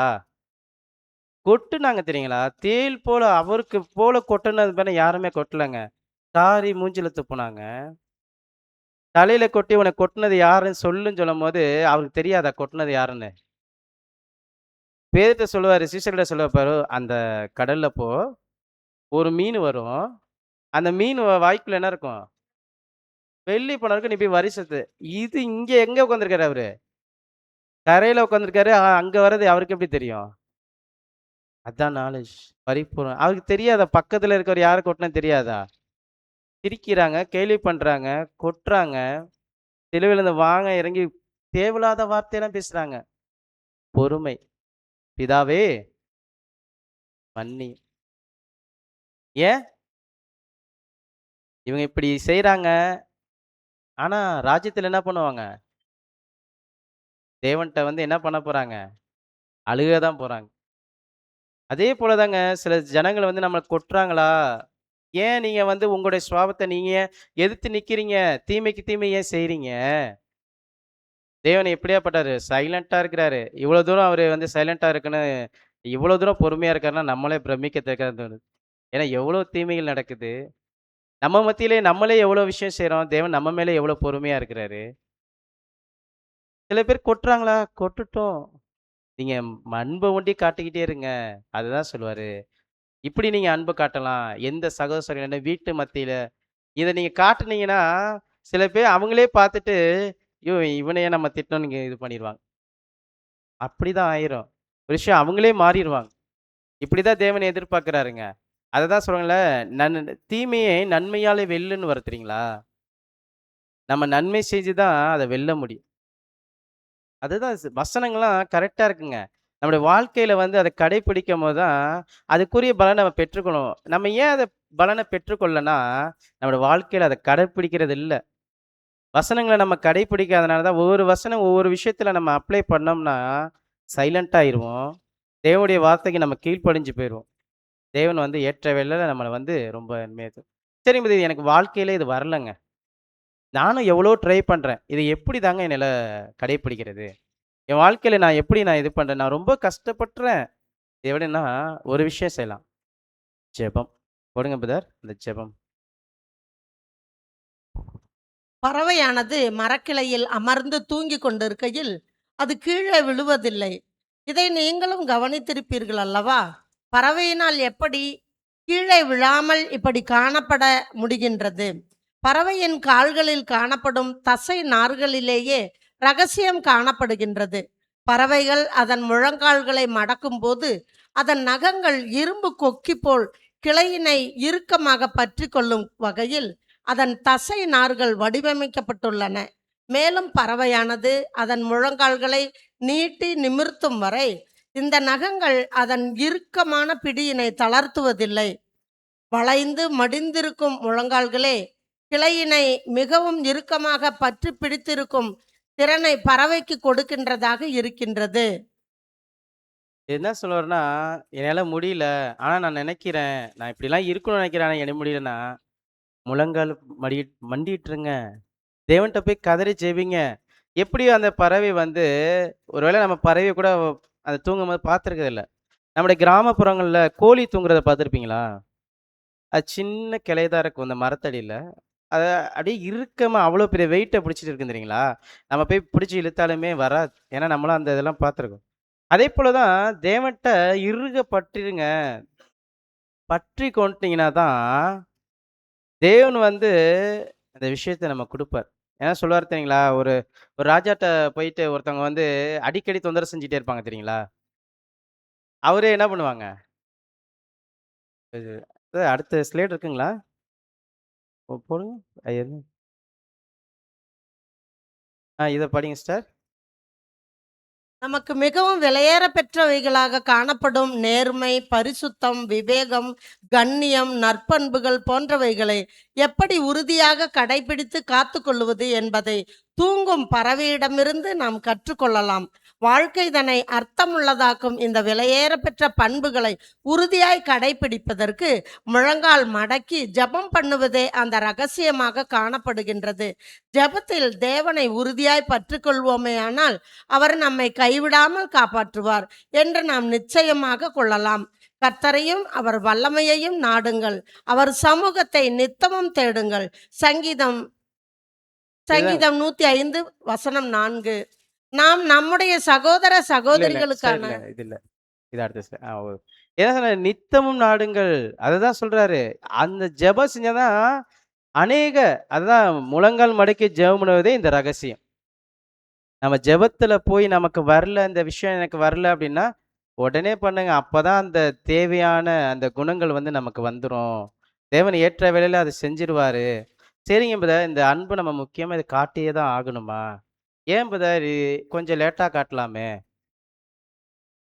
ஏன்னா சில விஷயங்கள் நம்ம நினைக்கலாம், ஒரு சில விஷயங்கள் நெனப்போம். இந்த அன்பு கொஞ்சம் நம்ம வளர்ந்துட்டு காட்டிக்கலாம். சில இது நம்ம இந்த சில விஷயங்களுக்கு நம்ம வந்து லேட்டா செய்ய ஆரம்பிச்சுரும். ஆனா, இந்த பாடம் எழுதின சகோதரர் என்ன சொல்றாருன்னா, சீக்கிரம் செஞ்சிருங்க. ஏன் சீக்கிரம் செஞ்சிருங்கன்னா, இந்த பூமியில போடுங்க பிரதர். அடுத்த ஸ்லைட் போடுங்க. ஏன் சீக்கிரம் செய்யணும்? நாம் நம்முடைய சகோதர சகோதரிகளுக்கான அன்பினை எந்தெந்த விதங்களில் வெளிப்படுத்த விரும்பினாலும் இன்னுமாக கர்த்தருடைய சரீரத்தின் அங்கத்தினர்களுக்கு திரையின் இப்பக்கத்தில் எவற்றை செய்ய விரும்பினாலும் அதை விரைவாய் செய்ய வேண்டும். ஏனெனில் அவர்கள் நீண்ட காலம் இங்கு இருக்கப் போவதில்லை. கர்த்தருடைய தலையின் மீது நறுமண தைலமுள்ள பரணியை அடுத்த வாரம் உடைத்து ஊற்றலாம் என்று மரியாள் ஒருவேளை காத்திருப்பாளானால் அவர் மீது ஊற்றுவதற்குரிய வாய்ப்பு அவளுக்கு கிடைக்காமலேயே போயிருந்திருக்கும். ஏனெனில் அவர் உடனே சிலுவையில் அறையப்பட்டு மரித்து போனார். எழுத்தாளர் ஒருவர் கூறும்போது, உங்களுடைய நண்பர்கள் மரிப்பது வரையிலும் அன்பும் இரக்கமும் உள்ள உங்கள் வெள்ளைக்கல் பரணியை முத்திரையிட்ட நிலையிலேயே வைத்து விடாதீர்கள். அவர்கள் இறந்து போன பின்னர் அவர்களது சவப்பெட்டிக்கு நீங்கள் வைக்கும் மலர்களால் அவர்கள் உயிரோடு இருந்தபோது பாடுகளாலும் துன்பங்களாலும் நிறைந்திருந்த அவர்களது பாதைக்கு எந்த ஆறுதலாகிய மனத்தையும் நீங்கள் வீச முடியாதே. கிறிஸ்துவின் சரீரத்திலுள்ள ஏதோ ஒரு அங்கத்தினனுக்கு இன்று கடைசியான அன்பின் ஒரு வார்த்தையை பேசும் அல்லது உதவியை செய்யும் ஸ்லாக்கியம் உங்களுக்கு கிடைக்கலாம். ஆகையால் தாமதிக்காதீர்கள். நம்மில் கிரியை செய்து கொண்டிருக்கும் இந்த மகத்துவமான தேவனுடைய வல்லமைக்கு நம்மை நாம் முழுமையாக ஒப்பு கொடுத்து பரிசுத்த ஆவியின் கனியாகிய அன்பை அதிகமாக கொண்டு கொண்டு வருவோமாக. ஆமேன். இது என்ன சொல்றாருன்னா, லேட் பண்ணாதீங்க. ஏன்னா மரியாளுடைய கர்த்தருடைய வாழ்க்கையில மரியாள் வந்து என்ன பண்ணிட்டாங்கன்னா, உடனே செஞ்சுட்டாங்க. ஏன்னா அவங்களுக்கு தெரியாது கர்த்தர் மரிச்சிருவான்னு தெரியாது. ஆனா அவங்க வந்து வாழ்வாதாரமே அதுதான். அவங்களுடைய வாழ்வாதாரமே பார்த்துருப்போம், நம்ம பாடத்தெல்லாம் கேட்டிருப்போம் நம்ம பாஸ்வேர்ட் டைம்ல. அவங்களுடைய வாழ்வாதாரமா ரொம்ப நாள் கழிச்சு அதோடைய விலை உயர்ந்த ஒரு தைலம் இருக்கு. உடனே நேரா கிடைச்சோனே ஊத்திட்டாங்க. இதுமாரி நீங்க தாமதிக்காதீங்க. ஏன் தாமதிக்காதீங்கன்னா, நம்ம எவ்வளோ நாளுங்க வாழப் போறோம் இந்த பூமியில? இந்த கல்யாணம் பண்ணும்போது சொல்லுவாங்க தெரியுங்களா? 100 வருஷம் வாழுங்க. இப்ப பார்த்தீங்கன்னா, இந்த பூமியில நம்ம 100 வருஷம் வாழ்றதுக்கு தகுதி இருக்கா? எவ்வளோ நாளுங்க? இப்ப இருக்க இதுல. ஒரு 40 30 எங்க ஏரியால பார்த்தீங்கன்னா, 25 வயசுலலாம் மரிச்சுட்டு போறாய்ங்க. ஏன்னா, இப்பலாம் சின்ன சின்ன வயசுல கூட ஹார்ட் அட்டாக் வருதுங்க. நம்ம அததான் சொல்லுவாரு, சகோதரர்கள நீங்க இப்பதான் நீங்க பார்க்கலாம் அந்த பூமியில. ஏன்னா, எவ்வளோ சகோதரர்கள இப்போ மரிச்சுட்டாங்க. நீங்க இந்த பூமியில என்னென்ன நினைக்கிறீங்களோ உடனே செஞ்சிருங்க. நான் நாளைக்கு செய்றேன், மரியாதை நினைச்சிருந்தேன்னா 2வது வருஷம் பேசப்படுறாங்க. இன்ன வரையுமே நம்ம படிக்கிறோம். ஏன்னா, நம்மலாம் நடமாடும் நிருபங்கள். அவங்கள மாரி நம்ம பேசப்படணும். வேதத்துல நம்முடைய வாழ்க்கை வரலாறு எழுதப்படணும்னா, நம்முடைய வாழ்க்கை எப்படி இருக்குன்னா, உடனே செஞ்சிருங்க. ஏன்னா, நம்முடைய இருதயம் எப்படியாப்பட்டதுங்க? திருக்குள்ளதும் மகா கேடும். ஒரு விஷயம் நம்ம சகோதரர் கண்ணு முன்னாடி கஷ்டப்படுறாரு. ஒரு சகோதரர் ரொம்ப வேதனை இருக்கிறாரு. நம்ம பார்க்குறோம். இல்ல கண்டுக்காம போயிட்டோன்னு வைங்களேன், இந்த வாய்ப்பு வேற யாரோ செஞ்சுட்டு போயிருவாங்க. வாய்ப்பு நமக்கு கிடைச்ச ஸ்லாக்கியங்க இந்த பூமியில. பூமியில பார்த்தீங்கன்னா, சில நண்பர்கள்லாம் பார்த்துருக்கீங்களா? ஒரு ஒரு அம்மா, அப்பான்னே வைங்க வீட்ல இறந்து போயிருவாங்க. அவங்க இறந்து போன பிறகு ரோ ரோடு டிராஃபிக் ஆகுற வரையும் பெரிய பெரிய மாலைய கட்டிட்டு வந்து, பெரிய பெரிய தப்ப வச்சுக்கிட்டு, என்னென்னமோ பண்ணிக்கிட்டு இருப்பாங்க, இறந்து போன பிறகு. அப்புறமேட்டு இறந்து போய் புதைச்ச பிறகு கொஞ்ச நாள் கழிச்சுட்டு, "எங்க அப்பாவுக்கு அத சாப்பிட்டாரு தெரியுமா? இதெல்லாம் நீ வாங்காம ஏன் வந்த? போய் எல்லாத்தையும் வாங்கிட்டு வா. எவ்வளோ செலவு பண்ணாலும் பரவாயில்ல. நீ போய் வாங்கிட்டு வான்ட்டு" கொண்டு போய் படைப்பாங்க. போய் படைச்சுட்டு அதை என்ன பண்ணுங்க? ஊத்துவாங்க. அங்கன வச்சு படைச்சுட்டு வந்துருவாங்க. அது ஏதாவது சாப்பிடுமா? ஒண்ணும் சாப்பிடாது. ஆனா வீட்ல இருக்கும்போது என்ன பண்ணுவாங்க? "எதுக்கு வீட்டுக்குள்ள வர? போ வெளில போ. ஏன் தேவையில்லாம பேசுற? பேசாத போ." தாய வந்து கஷ்டப்படுத்துவாங்க. சின்ன ஒரு வேளை சாப்பாடு கூட போட மாட்டாங்க. இறந்து போனோனே, "எங்க அம்மாவுக்கு அத பிடிக்கும், எங்க அம்மாவுக்கு இத பிடிக்கும்னு" கொண்டு போய் படைச்சுக்கிட்டு இருப்பாங்க. அதுதான் சொல்லுவாரு. நீங்க இறந்த பிறகு, "ஐயோ! சகோதரன் அத செஞ்சாரு. ஐயோ! இப்படியாப்பட்ட சகோதரருக்கு செஞ்சிருக்கலாம்." இப்பவே செஞ்சிருங்க உடனே. ஏன்னா, காலங்கள் வந்து ரொம்ப குறுகிய காலம். நம்ம வாழ்ற காலம். ஏன்னா, நெறைய விஷயங்கள் நம்ம பார்க்குறோம். கண்கூரோட பார்க்குறோம். சகோதர சகோதரிகளே, இப்ப இருக்க போறதில்லங்க இந்த பூமியில. எப்ப யாருக்கு என்ன நடக்க போதுன்னே தெரியல. உடனே செஞ்சிருங்க. இதுதாங்க அன்பு. நம்ம போய் மாலைய கட்டிக்கிட்டு போய் மலர் வளைய போட்டுட்டு, அவர் பார்க்குறாரோ, பார்க்கலையோ, என்ன இது? இதெல்லாம் எதுக்குங்க? இருக்கும்போதே நமக்கு தெரியுதா? 4 பேரு ஃபோன்ல சொல்றாங்களா? சகோதரருக்கு இப்ப இவ்வளோ கஷ்டம் இருக்கா? சொல்றாங்களா சகோதர சகோதரிகள்? என்ன நம்மளால முடிஞ்ச உதவிகள் செய்யுங்க. இதுதாங்க அன்பு. இதுதான் தேவன் எதிர்பார்க்கிறாரு. இது இல்லாம நம்ம வேற வேற விஷயம் வந்துட்டு, நான் அதான் ஆராய்ச்சி பண்ணிட்டு நான் இருக்கேன். தேவன் அப்படிலாம் இல்ல. அறிவு பெருத்தவன் நூவு பெறுதல். நான் பெரிய அறிவு, பெரிய குணலட்சத்தில நம்ம எவ்வளோ வளர்ந்துருக்கோம் தான் தேவன் பார்க்கிறார். ஏற்ற சத்தியத்தை நம்ம கீழ்ப்படிக்கிறோமா? கொஞ்சத்தில் உண்மையானவன் அநேகத்தில் உண்மை உள்ளவரா தேவன் ஆற்றக்கூடியவரா இருக்கிறாரு. நம்ம கேட்ட சத்தியத்துக்கு ஒவ்வொன்னுக்கும் நம்ம உண்மை உள்ளவர்களா இருக்கோமா நம்ம வாழ்க்கையில? இப்படி இருந்தா தாங்க தேவன். இப்படிதாங்க அன்பு காட்டணும். தேவன் விரும்பக்கூடிய அன்பே இதுதாங்க. ரொம்ப எளிமையா தாங்க இருக்கிறோம். நம்ம அத கைவிட்டுருவோம். நம்ம கண்டு கூட மாட்டோம் சில வசனங்கள்ல. சில வசனங்கள் நம்ம பார்த்து படிச்சு புரிஞ்சுக்கிட்டாலே போதும். தேவனுடைய அன்பு எப்படி இருக்குது? தேவன் என்ன விஷயம் நம்மள்ட்ட செய்ய நினைக்கிறாரு? நம்ம எதுக்கோ ஓடிக்கிட்டு இருப்போம். சில சில விஷயங்கள தேவன் நம்மட்ட இல்லாத எதுவுமே கேட்கல. தேவன் நமக்குள்ளேயே வச்சிருக்கிறாரு. தேவன் நமக்குள்ள வச்சிருக்காரு. நம்ம ஒவ்வொரு விஷயம் சகோதர சகோதரி மத்தியில இப்ப இருக்கும்போதே, சகோதர சகோதரிகள அன்ப காட்டி, நம்ம தேவனுடைய வல்லமையில நம்ம வளர, ஒருவேளை நம்ம தேவனுடைய ஆவிய நம்ம பெற்றிருக்கோம்னா, தேவனுடைய நாமம் மகிமைப்பட, தேவனுக்கு நம்ம மகிமை செலுத்துவோம். ஆமென்.